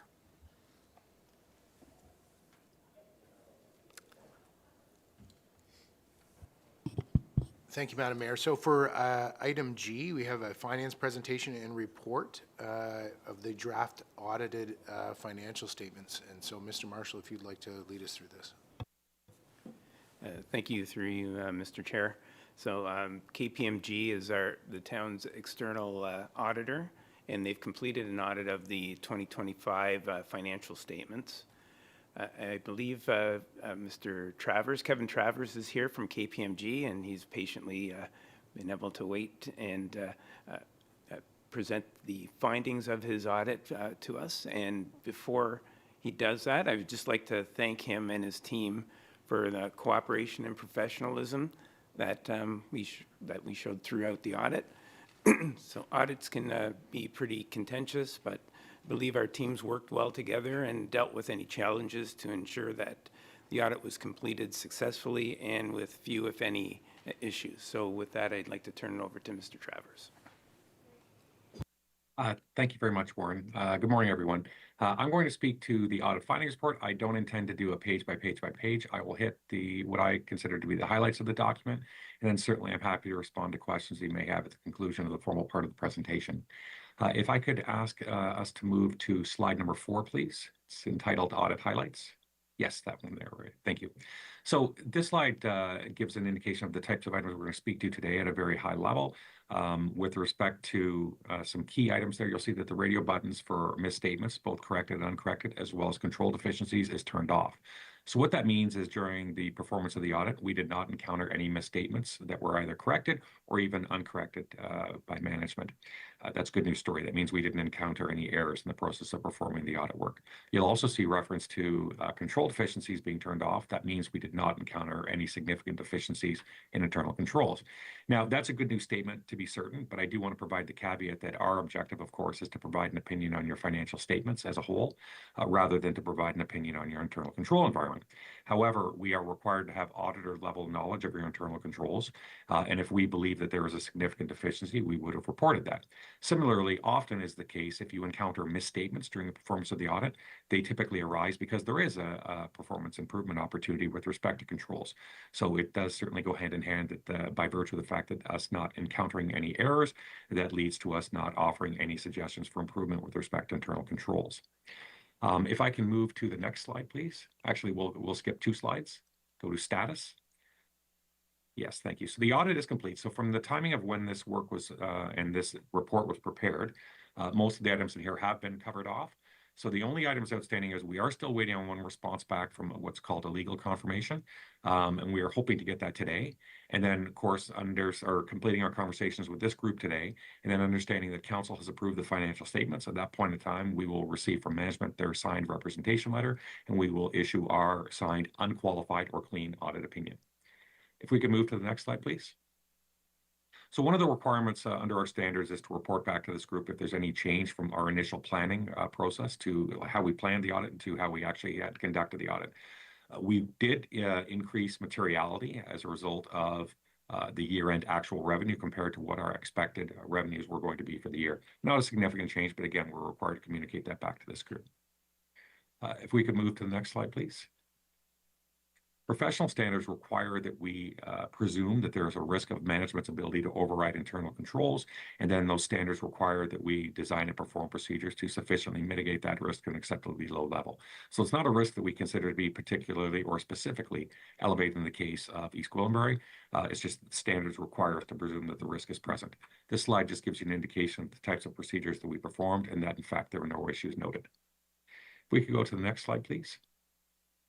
And what I think I'll do is the next number of slides, 1, 2, 3, 4, really just provide at a high level an indication of the types of procedures that we performed on the more significant captions within your financial statements. We'll take the materials being read. As indicated from the summary slide or the highlight slide, there were no issues noted in the performance of those procedures. If I could move to actually just slide 15, so specific topics. Thank you. So this slide indicates a number of different topics for which we will be required to comment back to those that have oversight over financial reporting if any issues were noted in the performance of these procedures. And you can note again that there are no issues there. The next slide, please. So I talked about control deficiencies, so you'll note that there are no significant deficiencies that were noted, but this slide just provides definitions of what a significant deficiency would be. If we could move to slide 20, please. Thank you. We are required to be independent of the town. That means that we would not be permitted to perform other services for the town that were not considered to be compatible with performing external audit. And this slide just simply provides the confirmation to Committee of the Whole and to Council that we are in fact independent of the town of East Gwillimbury. So we'll take the appendices as being read at this point, but I'd be happy to respond to any questions that you have with respect to the audit process. Thank you, Mr. Travers. Members of the committee, do you have any questions for Mr. Travers or Mr. Marshall? Just pause for another couple. Thank you. Councillor Roy-DiClemente. Thank you. I had two questions. One, and it's maybe something that Mr. Marshall can address. I noticed that there was a significant decrease in our cash on hand, and I'm wondering if that was simply a factor of paying some bills for the HALP construction. Through you, Mr. Chair, yes, that's correct. Okay, thank you. And then through you, Mr. Chair, a question to our auditor. I think the last time the auditors were before us, I think it's either Councillor Crone or Councillor or myself who asked this question about what keeps you up at night. I think last year the answer was cybersecurity and cyber issues. I'm actually seeing a significant amount of, or discussion of artificial intelligence also in your reporting here, and I'm just wondering what else is out there that's causing you to stay up at night, as Councillor Crone would say. Mr. Travers. Yes, and through you, Mr. Chair, and thank you for the question. Those types of items that were mentioned continue to be important items and items that are areas of risk for all organizations, particularly those in the public sector. I would say another area that we've seen in some other public sector entities over the last year that continue to be troublesome at times is contract management, long-term contract management, where there are change orders. So often you'll see municipalities and cities are very, very good at the initial procurement process, where there tends to be issues at times, and often it's for no other reason than trying to deal with, in an expedient fashion, some of these items, but change orders often don't go through the same processes that the initial contracts do. And that's where there can be areas where risk occurs, whether it's changes that don't get communicated to finance, whether they're changes where they create risk because the changes themselves haven't been vetted by the appropriate process to go through as well. That hasn't been something that we tripped over in terms of looking at our work with East Gwillimbury, but I do point out it's an area that we have seen increasing issues with. Any other questions from committee? Just give 5 seconds. Seeing none, Mr. Travers, thank you sincerely for being here today. So we do have a motion that is on the agenda that would require a mover for that. Do I have a mover? Councillor Roy-DiClemente, thank you. Is there any further discussion? All those in favor? Motion carries. Thank you, Mr. Travers. Thank you. Thanks, everyone.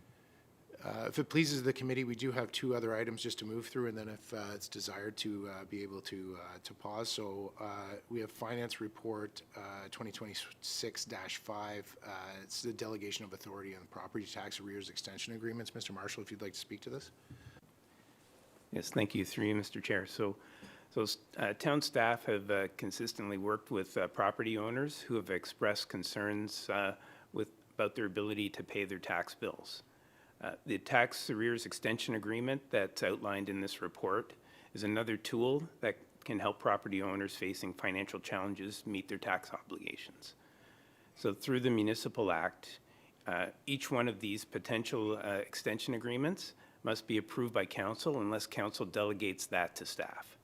And this report is requesting that council delegate the authority to the treasurer and the deputy treasurer to make it easier for taxpayers to enter into these payment agreements. Thank you, Mr. Marshall, for the explanation, and thank you for the report included in the agenda. Members of committee, do you have any questions or comments for? So Councillor Leahy and then Councillor Carruthers. Thank you very much. I'm happy to move this as well. My question, and I want to thank Mr. Marshall. Since the new year, I've had half a dozen individuals, residents, contact me with concerns about paying their property taxes and receiving notice from the town that they're in arrears, and it causes great stress, this financial process. I encourage all of them when I speak to them, and I think it's an important opportunity here to tell everyone that if they are having financial challenges and meeting their obligations with property taxes or water bills, etc., whatever the issue is with taxes, that they are encouraged to contact the tax department directly and to speak to our expert staff on taxes, because what happens is that sometimes residents allow things to build up, and then interest builds up, and then they find themselves in particularly at a crossroads of being completely unable to pay their bills in terms of property taxes. So once it gets to the point of a lien being put on the title of their home, the town has to enforce that. But I think that this provides another tool, as you referred to allow residents to work collaboratively under their individual circumstances to meet their financial obligations with property taxes in a compassionate and understanding way, and with your expertise assisting them. So I just want to point out to everybody out there who's struggling, and there are many, and so they're not alone, that the earlier they communicate with the town, the better, and that I fully support the staff in the taxes department working with the individual residents to find better outcomes for people when they're struggling. Thank you. Thank you, Councillor Leahy, and thank you for moving that. Councillor Carruthers, please go ahead. Thank you. This was a really good report. Echoing what Councillor Leahy says, I'm happy that we're offering options to residents who are struggling with their property taxes. I'm in support of the delegation of authority. I don't think that's something that has to come to us. But I would like some sort of reporting mechanism so that council can understand the magnitude. I know we aren't seeing it right now, but I would never want to get us into a position where we have dozens or hundreds of people coming forward and asking for special circumstances around their taxes and council being unaware of it. So I don't think we need to know all the details, but maybe it can be added to another report, but some way of indicating to council the magnitude of the people who are applying for tax relief. Thank you. Any other committee members wish to build or comment on the previous comments by your colleagues? I'm not seeing any, so Councillor Carruthers, was there a request to an amendment to the motion that Councillor Leahy moved. On one hand, you know, staff hear us and they can have it worked in, but on the other hand, council's going to be changing and I wouldn't want it to get lost. And I think that this is important. So with Councillor Leahy's motion, but to add a clause in there and that timely reporting to council. Let's go to Mr. Velchik. We have Councillor Leahy nodding to Councillor Carruthers, and thank you. And so as Councillor Carruthers pointed out, Mr. Velchik, our CAO, wishes to weigh in. Mr. Chairman, it may be appropriate to generally indicate that information be provided with respect to payment plans and supports for residents during the annual budget deliberation process, because that's typically when we talk about setting a new tax rate, what sort of options are there, because we also have the tax deferral program that we typically report on, and this, in my mind, would be kind of part of that. It would sort of speak to the supports that are in place for residents to assist them with respect to payments of taxes. Thank you, Mr. CAO. And Councillor Carruthers, with the advice of the CAO, are you wishing to frame it in that way? Sounds good to me. Councillor Leahy, your motion, are you in agreement? Yes. Okay, so now over to Madam Clerk. I have a different screen up, so I will switch screens. Through you, Mr. Chair, just bear with us as we capture that.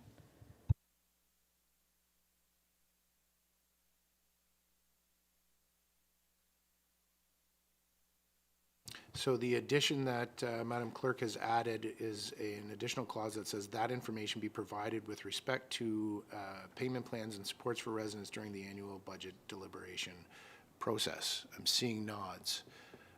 Any further discussion? All those in favor? Motion carries. Wonderful.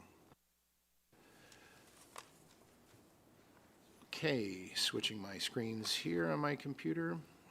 The next item is item 3, and this is wonderful, and I will, this is a finance memo, 2024, the Canadian Award for Excellence in Financial Reporting, and from the Government Finance Officers Association. I will, prior to me turning over this to Mr. Marshall, this is for the, again, for the 2024 year, like the item that we were just speaking to. 2 items ago, we were dealing with 2025, and so this is from 2024.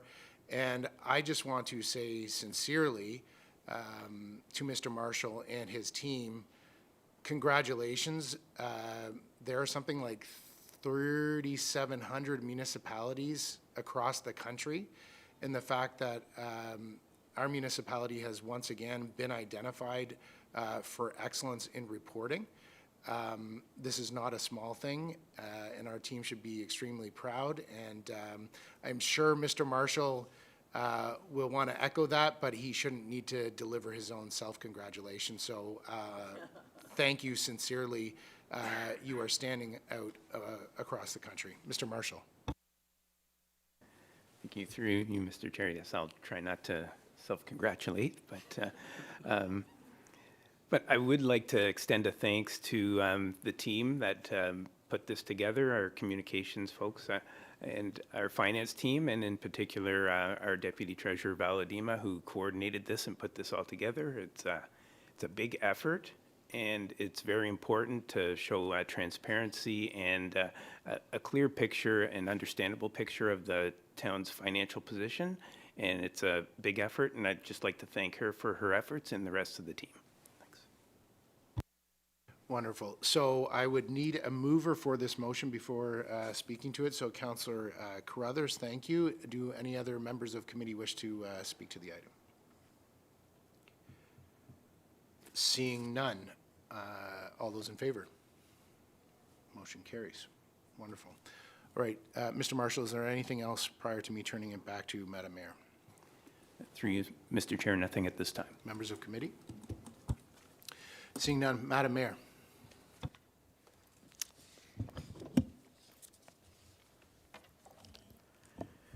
Prior to considering to item H, would committee members like to recess for a lunch break? I'm seeing nods. All those in favor? And that's carried. Thank you very much.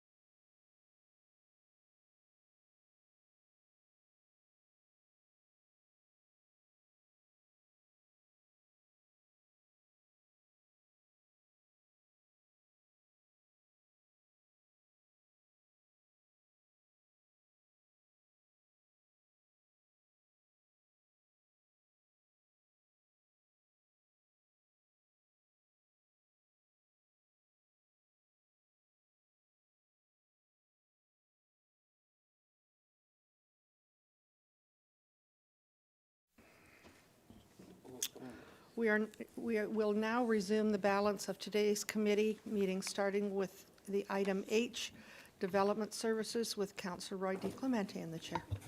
Thank you, Madam Mayor. We have already dealt with item H1, and we are now moving to item H2, which is Planning Branch Report DS 2026 I think that's a 15, removal of holding provision for Valley Brook Phase 2. May I have a mover so we can table this? Councillor Foster, thank you very much. Ms. Moumbakis, would you like to present your report, please? Thank you very much, Madam Chair. These lands were draft approved back in 2002, and at that time, shortly thereafter, there was a holding provision placed on the lands, and it was with respect to servicing capacity. Servicing does exist for the lands at this point in time, and given market conditions, the applicant would like to advance the development, and the first step is the removal of the holding provision. Ultimately, there will be 87 grade-related units developed on the site, of which 42 are single detached dwellings, 6 are semi-detached, and 39 are townhouse units. And we are recommending approval of the removal of the H. Thank you. Members of committee, any questions? Councillor Johns, go ahead, please. So I just wanted to clarify from the comments by our general manager through you, Madam Chair. So they currently already have the allocation, is what you're stating? That is correct. Wonderful, thank you. Councillor Carruthers, go ahead. Thanks. I don't have any issues with removing the holding provision since they already have allocation. But I just did want to flag that I've had some residents' concerns around parking in this area around the model home. So I just want to make sure that that's flagged, that the developer and the builder understand that as this next phase is unfolding, that they need to be cognizant of the neighbors and be good neighbors. The model home is right in the middle of a group of homes, and so this is the consequence when they don't put enough parking on the site. When they have a model home, there's not enough parking, and people are parking and walking across other people's lawns and that sort of thing. So it's a difficult space where they've put their model home, and I'm hoping that they can be cautioned around being good neighbors to the existing residents. Thanks. Ms. Moumbakis. Thank you. Yes, the concern was brought to my attention yesterday, and I have reached out to the developer who's reaching out to the builder to hopefully have this addressed. How? I can't Thank you very answer. much. Thank you. Councillor Crone, go ahead. Yeah, thank you, Madam Chair. It's not a question, but just really a comment. I thought it was interesting to draw people's attention to the fact this dates back to 2002 when draft plan, the draft plan of the subdivision approval was given, and then subsequent zoning bylaws, 2010, 14, and 15. Things don't happen fast in this world, and it's amazing the amount of time it takes to get something developed. So I just thought it was very interesting. 24 years ago, this was given approval. You know, thank you. That's it. Thank you, Councillor. Anything further? I have a motion as presented. All those in favor? And that motion carries. Thank you. Next item on our agenda is a Development Services Planning Branch Report DS 2026-16, which is a supplementary report to DS 2026-12, which was regarding a zoning bylaw amendment application for 18363 Leslie Street, RCG Green Lane, Northwest GP. May I have a mover, please? Moved by Councillor Crone, thank you. Ms. Moumbakis, would you like to present your report, please? Thank you very much, Madam Chair. As the Chair indicated, this report was before committee on May 20th. There were a number of questions and issues raised with staff and with the property owner. We were asked to go back and address them, and the report before you addresses each of the matters raised. And I'll just quickly hit the highlights very quickly. Height was an issue and a concern, and before we were dealing with stories. During the committee discussion, we went to meters, so the building heights maximum will be 15.25 meters. And so that's been addressed, and that also resolves the concern of the adjacent property owner, Walnut Farms, who had also raised that concern. Tree removal was also a matter raised. A significant number of trees are being removed from the property. However, the applicant is proposing to replace a significant number of trees, both across the property, but also within the transition zone. And you may recall that from the time the application was originally received to what was recommended, the transition zone increased from 7.5 to 15 meters. We were also asked to verify if there was any butternut trees on the property. There are no butternut trees, and that's from the arborist report. That addresses that component, and certainly just one point I would make, it is the applicant's intention where they can retain healthy trees, that they will retain them if it's appropriate given the location of the building and grading on the site. Another question that was raised with respect to the retaining wall. There will be a retaining wall. The retaining wall is all on the property, the landowner's side. The landowner will be working with the adjacent property owner, though looking at grades across the board. And those will be fully addressed at the time of both the grading and the retaining wall will be addressed as we go through draft plan approval and site plan. And so I would say that many of the issues and concerns are matters that these latter two really happen at the latter stage, not at the zoning stage, but it has been highlighted, the applicant's aware and is working with staff to accommodate those concerns.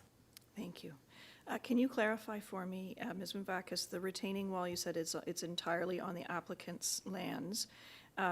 Is it a step down or a step up? I'm just wondering how it would profile. So for example, for me, my best question, a way of asking it is, will the buildings be taller than those of Walnut Farm, or will they be below those of Walnut Farm? I'm going to ask Mr. Douse to respond to that. But I will say one thing, since we don't have a proposal yet by Walnut Farms, Yes. it's difficult for me to provide any certainty to council as to what will happen. Also, until the building is developed on the rice lands, because the zoning permissions do not necessarily mean that the building will meet the zoning provisions. It could be lower than. It just means the maximum height has been set, but the building itself could be lower. And since we don't have a proposal on the Walnut farmlands, it is difficult for me to answer you with any certainty. But the retaining wall, Mr. Doust. The reason why I'm asking is if it's above, then at one point, at the highest point, the retaining wall is 3.65 meters, which is 12 feet. So would the building be 50 feet tall? Or would it be 50 plus 12 feet tall? Mr. Doust. Through you, Madam Chair. Well, I'll do my best. I'll add to Carrie's point here. So to echo what she's saying is we don't really know at this stage, but pertaining to the wall itself, Appendix 2 of my report outlines a perfect diagram. So essentially Walnut Farms, if it's here, the retaining wall is just slightly lower than the Walnut Farms land. So in theory, provided the grading will be slightly lower than where the retaining wall sits. Thank you. Okay, members of committee, do you have questions? Councillor Carruthers, go ahead, please. Thank you. I'm happy to see it, the building height lowered to 50 feet. 50 feet sounded like a lot to me until I put it into stories. So 5 stories approximately. So I agree that we should be putting things in feet, but it would be nice in reports just to kind of have it in brackets approximately. I think it helps tell the story to residents who may be reading the reports. I had the same question about the retaining wall. 50 feet for the buildings is fine on top of a 12-foot retaining wall that ends up really looming. So I have issues with that. I wanted two questions. One is about the trees. I see there's 113 trees that are being removed for this to accommodate the development, and that the arborist has said that there is no butternut there, but I'm just wondering, was that our arborist or was that an arborist hired by the developer? Through you, Madam Chair, it would be an arborist hired by the developer, but reviewed by staff. And when staff review it, do they do a site visit? I can tell you, planning staff does a site visit, and I'm going to ask my colleague to respond. Mr. Primus. Through you, Madam Chair, absolutely, staff would respond. As a part of the site plan application, they would be required to take out a tree permit. And that would then trigger staff to visit the site, verify what's been provided as far as the arborist report, the compensation planting, as well as a compensation amount if the 113 trees cannot be replaced. Okay, thank you. So the second part of that is when they're replaced, they are through our bylaw, our tree protection bylaw. So we ensure that not only are they replaced, I mean, the biggest fear is that you take down a mature tree, you put a stick and it dies in 5 years. So our tree protection bylaw, just to clarify, it will make sure that these trees are replaced with trees that will actually grow to maturity to the best of our ability. Through you, Madam Chair, absolutely. The trees that are replaced are based on our park standard. So that would be similar to any new development where you would see like a street tree planted. So it is a mature tree, it's not a sapling. In addition to that, we have greater the total DBH, so we replace the total DBH of what the 113 trees would have provided, either by way of replanting or the compensation standard. Thank you, that's very important. And do they have the option of cash in lieu? Through you, Madam Chair, they do have the option of cash in lieu as a last resort. We do try to work with them in their landscape plans to maximize the replanting with any of the permittable areas.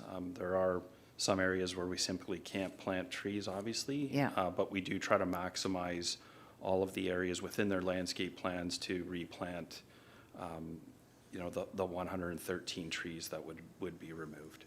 That's very reassuring, and I'm glad to see cash in lieu is a last resort, and I would assume that that cash would go into tree planting, that it would be used for that purpose. Thank you. My second question is around the building closest to Leslie Street. We have a diagram of what it could look like, and I just wanted to reiterate what was said before, but this is the entrance to Sharon, the entrance to our town, really, and I want to make sure that we don't come across a 50-foot white wall as you're driving into Sharon. I know that's at the site plan stage, but I just want to get that on the record now, that that is not something that I would be in favor of, and I hope my colleagues would feel the same way. Through you, Madam Chair, we're very concerned about that and hope to be able to work productively with the applicant on that. Thank you very much. Thank you, Councillor. Yeah, the proximity to the Heritage Conservation District is certainly something to be mindful of, and I appreciate that staff will take that to the table. Councillor Crone, go ahead, please. Thank you, Madam Chair. Most of my questions have been, or comments have been stated already, so I'll just simply state I want to thank the applicant for listening to the concerns of council that we had here 2 weeks ago. I feel heard, and I appreciate the changes that were made. I think this is what good collaboration looks like. So thank you so much. Anything further? We have a motion as presented, moved by Councillor Crone. All those in favor? Opposed? And that motion carries. Thank you. That brings us to the end of our prepared agenda. Ms. Boumbakis, did you have anything further to add at this time? No, thank you. Okay, members of committee, anything? Seeing none, I'll turn the chair back to you, Madam Mayor. Thank you very much. We're on item I for our closed meeting at this point, and to proceed into a closed meeting of Committee of the Whole Council. I have a mover and a seconder, please. Councillor John's happy to move, Madam Mayor. Thank you.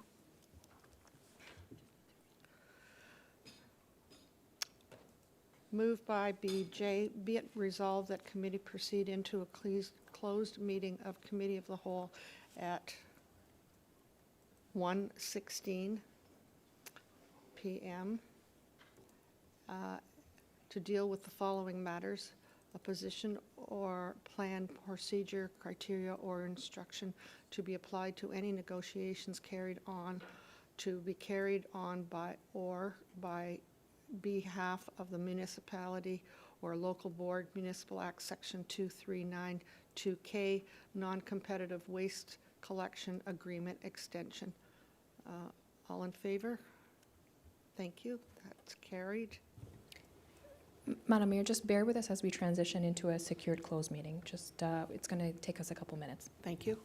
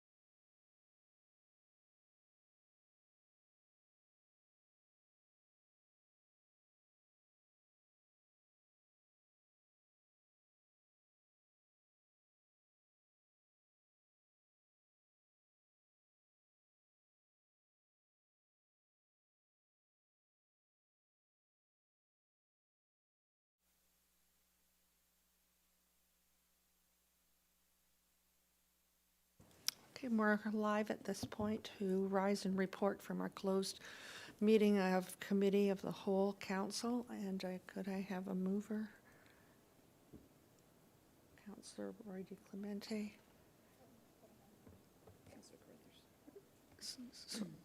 Sorry, I was going to say Councillor Crothers, so I will go that way. Okay, Councillor Crothers, thank you. Be it resolved that the committee rise and report from a closed meeting of the Committee of the Whole Council at 2:01 p.m. All those in favor? And that's carried.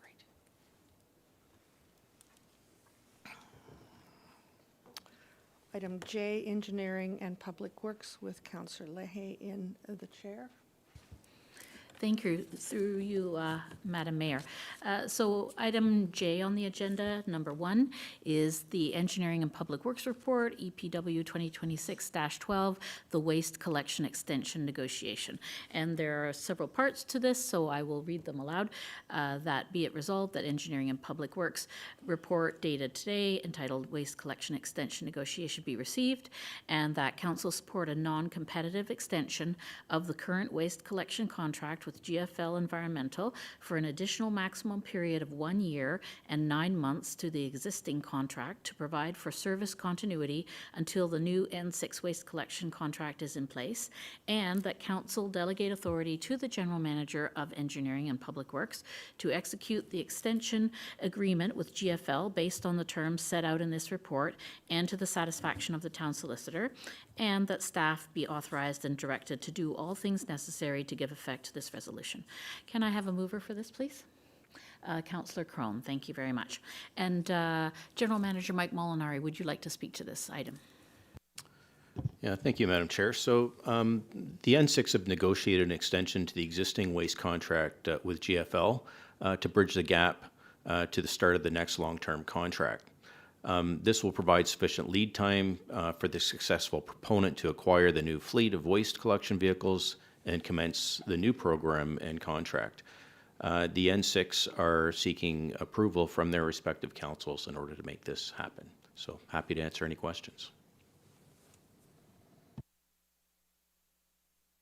Are there any questions or comments from any members of the committee?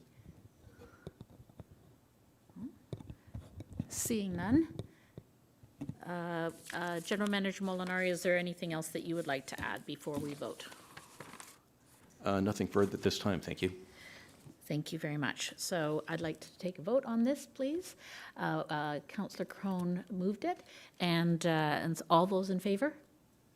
And that is carried. Thank you very much.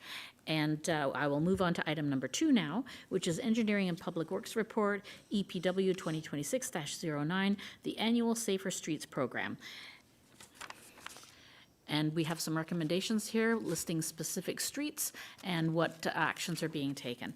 Can I have a mover for this, please? Councillor Johns, thank you very much. And so, General Manager Molinari, would you like to speak to this annual Safer Streets program, please? Certainly, through you, Madam Chair. So this is our annual report on our Safer Streets program.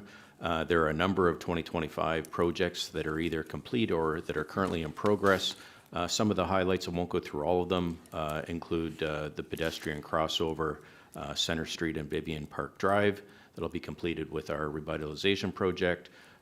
There's a pilot for Dragon Teeth on 9th Line, where we've had some initial data. We'll be following with some additional traffic data next year on that. We've purchased an additional radar speed camera, and there's a number of all-way stops and stop signs that we've put in place through our program in 2026. For 2027, we're proposing a few new initiatives. Noteworthy would be the ladder-style crosswalk in school zones. This seems to be a standard that's being used elsewhere that just provides a little bit more attention to those areas for public safety. So it's an extra cost to do that, but you know we've got 13 crossing locations, and that would be a good initiative to assist the crossing guards with safety in those specific locations. And there's also, we're looking to finalize a review and implement some additional traffic work on Sand Road and Park Avenue. And that's essentially our report for this year. Happy to answer any questions. Thank you, General Manager Molinari. Are there any questions? Yes, Councillor Carruthers, please go ahead. Thank you very much. A few comments. First of all, on page 322, it talks about how the region is putting no stopping in front of the paramedic station on the second concession. I don't think anyone has ever stopped there. It's a 5-lane road with people going at 60 and nowhere to back up or get traffic. I know it's the region, it's not us, but it's this type of thing that gets people commenting about the waste of their tax dollars. I think that we should provide feedback to the region that that is completely unnecessary in that area where there is no backup of traffic ever. So that's just a piece of feedback there. I wanted to address the Park Avenue and Sand Road and thank staff for putting this together. It looks like a very comprehensive plan. It's something that Terry and I have been pushing, Councillor Foster and I have been pushing for a long time and had many meetings with residents, and I'm glad to see it finally coming to fruition. It looks very fulsome, and I appreciate that. I've also been talking with staff about Park Avenue and Oriel, so just on the south end of this zone, people not stopping at the stop sign there, and I understand we're going to have staff go out and meet with a resident who's witnessing that, and I think that's very important, as well as the speeding on Toll Road. We've had complaints about that. I know there's a radar board out there, and I just hope that we can turn some of this stuff around a little more quickly than we did with Park Avenue and Sand Road. That's been years. I think I've been complaining about it for 8 years now, and finally we're seeing this community safety zone, which is very comprehensive, and I'm so appreciative. But with these other areas, I'm hoping we can just get to them just a little bit quicker, because when residents come to us with these concerns, they are safety concerns, and they've got to be a top priority. So thank you very much. Councillor Crone? Thank you, Madam Chair, and just through you to Mr. Molinari, I want to thank you for this report, and you know, I think I speak for all of us here that, you know, this is traffic safety is probably one of the biggest complaints that we get, the most number of complaints that we get as a member of council. So anytime we see a report like this, it's you know, we all advocate for it for different wards and whatnot and different streets. So anytime we see resolution coming forward, it's appreciated, and let's hope we can minimize the number of complaints coming forward. But thank you for listening and acting. Thank you, Madam Chair. Any other, Councillor Roy-DiClemente? Thank you, Madam Chair. Just more of a comment than anything else. The recommendations, especially in the community of Queensville, you know, are in my purview feel almost reactionary rather than anticipatory. And you know, this is a situation where the subdivision is a new subdivision, and you know, things have been built, and as they start to get used and things get busier, we notice that we have to respond accordingly. And they're all natural, you know, progressions of a life of a subdivision. I just would hope that as we are looking at new subdivisions, that we can anticipate these and look to them and respond to them ahead of time, rather than oh, oops, we probably should have had a stop sign here, or we know that there's going to be a school here. We shouldn't have to ask that the principal send us a letter to install a crossing guard. We should anticipate that there's going to be a crossing guard needed because there's a new school there. And so I think, for me, happy to support these recommendations, but I would love to see us be a little bit more proactive in some of these rather than reactive. It shouldn't be that the community is coming to us and identifying safety concerns, but that we can anticipate them because we've been there before. Thank you. Thank you, Madam Chair. Are there any other questions from any members? Councillor Johns. Thanks, Madam Chair, and through you to Mr. Molinari and your staff, thank you. Very good. Well, I have a question for the general manager before we vote on this. So you mentioned in your summary of your report that there was an additional radar speed camera being installed, and I know that we have several radar speed cameras around East Gwillimbury. So I wanted to seek clarification because I've been asked by some residents with recent changes from the province about speeding tickets, etc., that that this is not a license to speed because that we can ensure the public that we're taking their safety seriously and that police will still make a visit to offenders because we still have the radar speed cameras functioning and you are still collecting data. Is that correct? Through you, Madam Chair. So the town's radar speed cameras are different than the photo radar automated speed enforcement program in that the automated speed enforcement program actually issued tickets.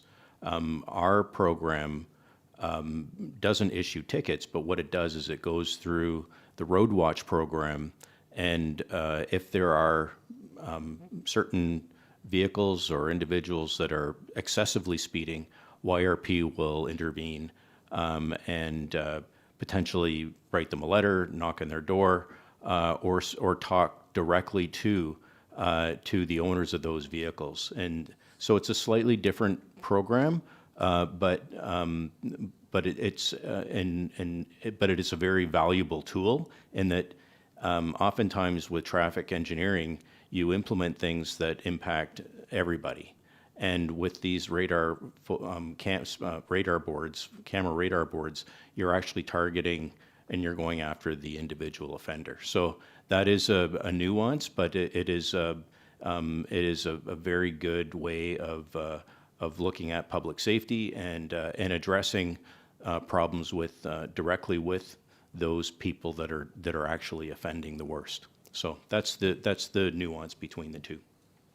Thank you very much for that clarification. I think that's very helpful for people in general to understand, and that there are other things that we can be doing using the data that's collected by our radar speed cameras in terms of road safety. So that's important. Thank you. Are there any other further questions or concerns? And Councillor Roy-DiClemente, I believe, was the mover on this, correct? No? Councillor Johns, that's right, Councillor Johns. Okay, Councillor Johns, thank you very much for moving this. And so I would like to take a vote. All those in favor? And that is carried. Thank you very much. Any last comments from you'd like to make, General Manager Mike Molinari? Thank you, Madam Chair. I do have one announcement, actually. This is School Guard Appreciation Week, which runs from June 1 to June 5. It's a week-long event dedicated to recognizing the commitment, professionalism, and care of school crossing guards. And I just wanted to recognize and thank our supervisor and dedicated team of 12 permanent part-time and 4 backup guards for all that they do. Thank you so much. They play an important role in keeping our town safe. Thank you. And congratulations to all of them for Crossing Guard Week. So when you see a crossing guard, you might want to say thank you. So I will pass the chair back to the Madam Mayor. Thank you very much. There are no items listed under K through P of the agenda. If there, Madam Mayor, yes? Yes. I would like to raise a question under other business, item P, please. I'll just finish up this portion here. There's no items listed under K through P of the agenda. If there are no updates under these headings, I'll move to item Q, adjournment, and so I'm asking you to go ahead now. Thank you very much. If I may indulge the other members of council, I would like to bring up an item of business with regard to the digital clock that we have in our council chambers and the use of it and the protocols and procedures around it. So do I need to make a motion to discuss that? Yes. I believe so. Yes. Can I have a mover for that? Or would you like to ask for the mover, Madam Mayor? I moved it. Yes, I moved it. Okay. So but we have to vote on it, correct? Yes, correct. Okay. So would you like to conduct the vote? Madam Mayor, through you, procedurally, this is not an item that is relevant to the items listed on the agenda. So Councillor Leahy, are you suggesting that committee waive the rules of procedure to introduce a brand-new item? So that's the motion you would be contemplating, is to waive the rules of procedure to introduce Yes. a new item? Yes, because the digital clock was used today, so I would like to discuss the use of the digital clock during our committee of the whole meetings. Sure. Through you, Madam Mayor, so Councillor Leahy is proposing a motion to waive the rules of procedure to permit a discussion with respect to the digital clock. So that's the motion before committee. Thank you. Could I have a motion? I have moved it, yes. Leahy. Thank you. All those in favor? Are you- Thank you. Okay. Okay, go ahead. So I may proceed, thank you. Sorry. Yeah.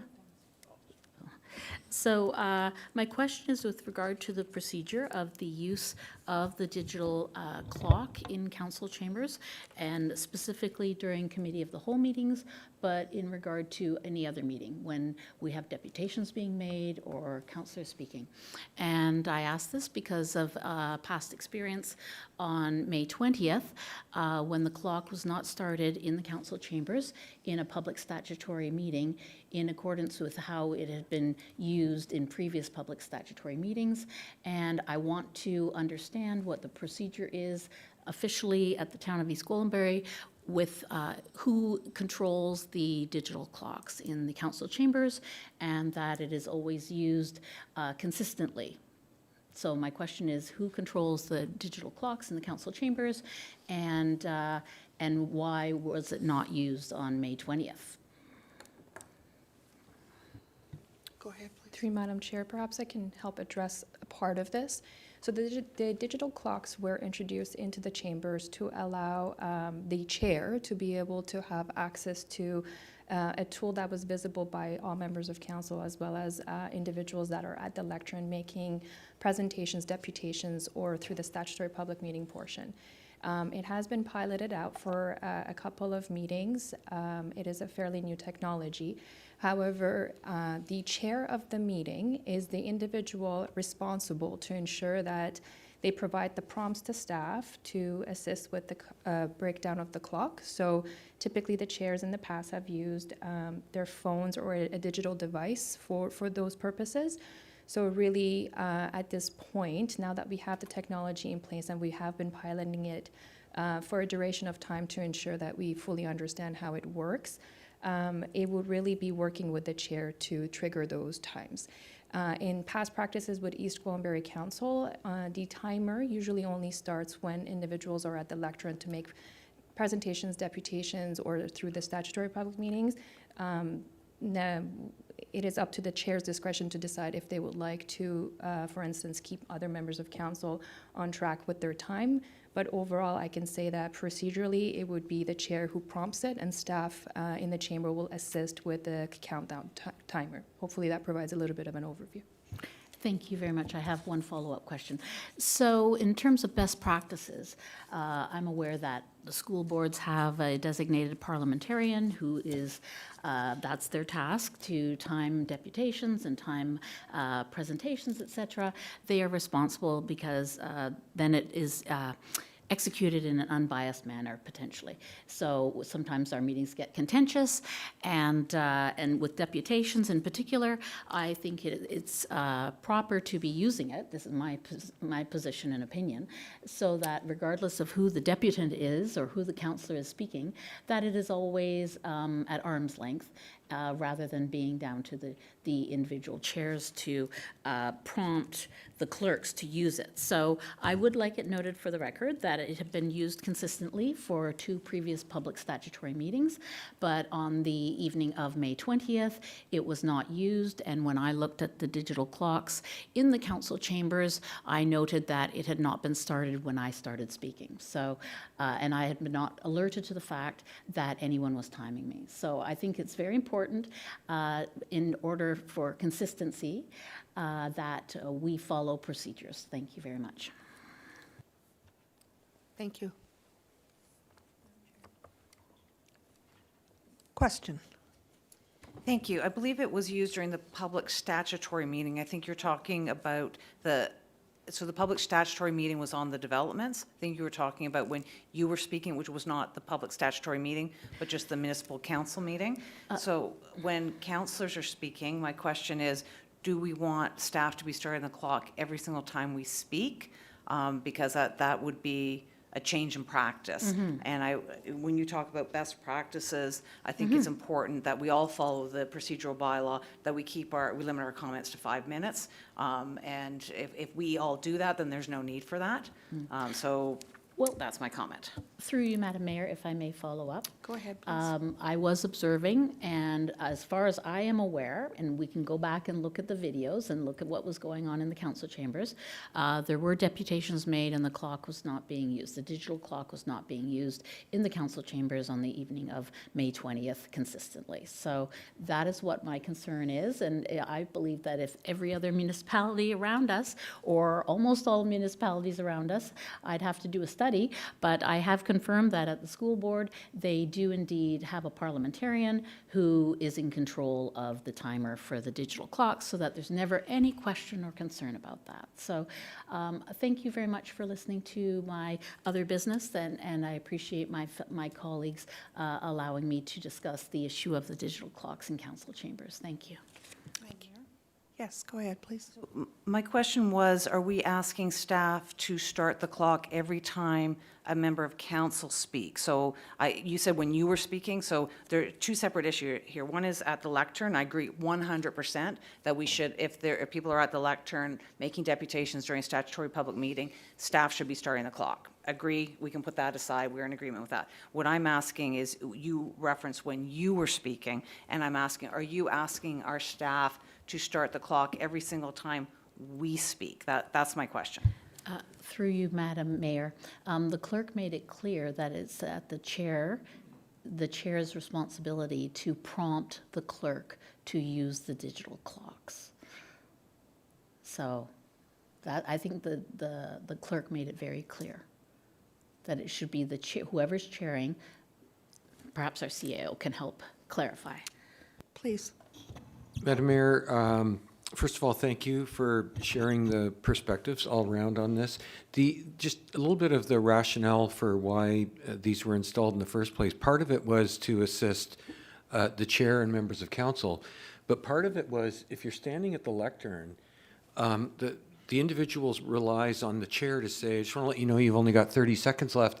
And often what we find is people are saying, oh gosh, there's a couple of really important points. If I'd known I was like at the 4-minute mark, I might have started quicker. So part of it was, so when you're standing there, out of your peripheral vision, you can see that counting down. And if you realize I'm a little behind, I'm not going to get everything I want in my 5 minutes, it actually assists the deputants to kind of time manage without relying on a reminder at the 4-minute and 30-second or 4:45 mark.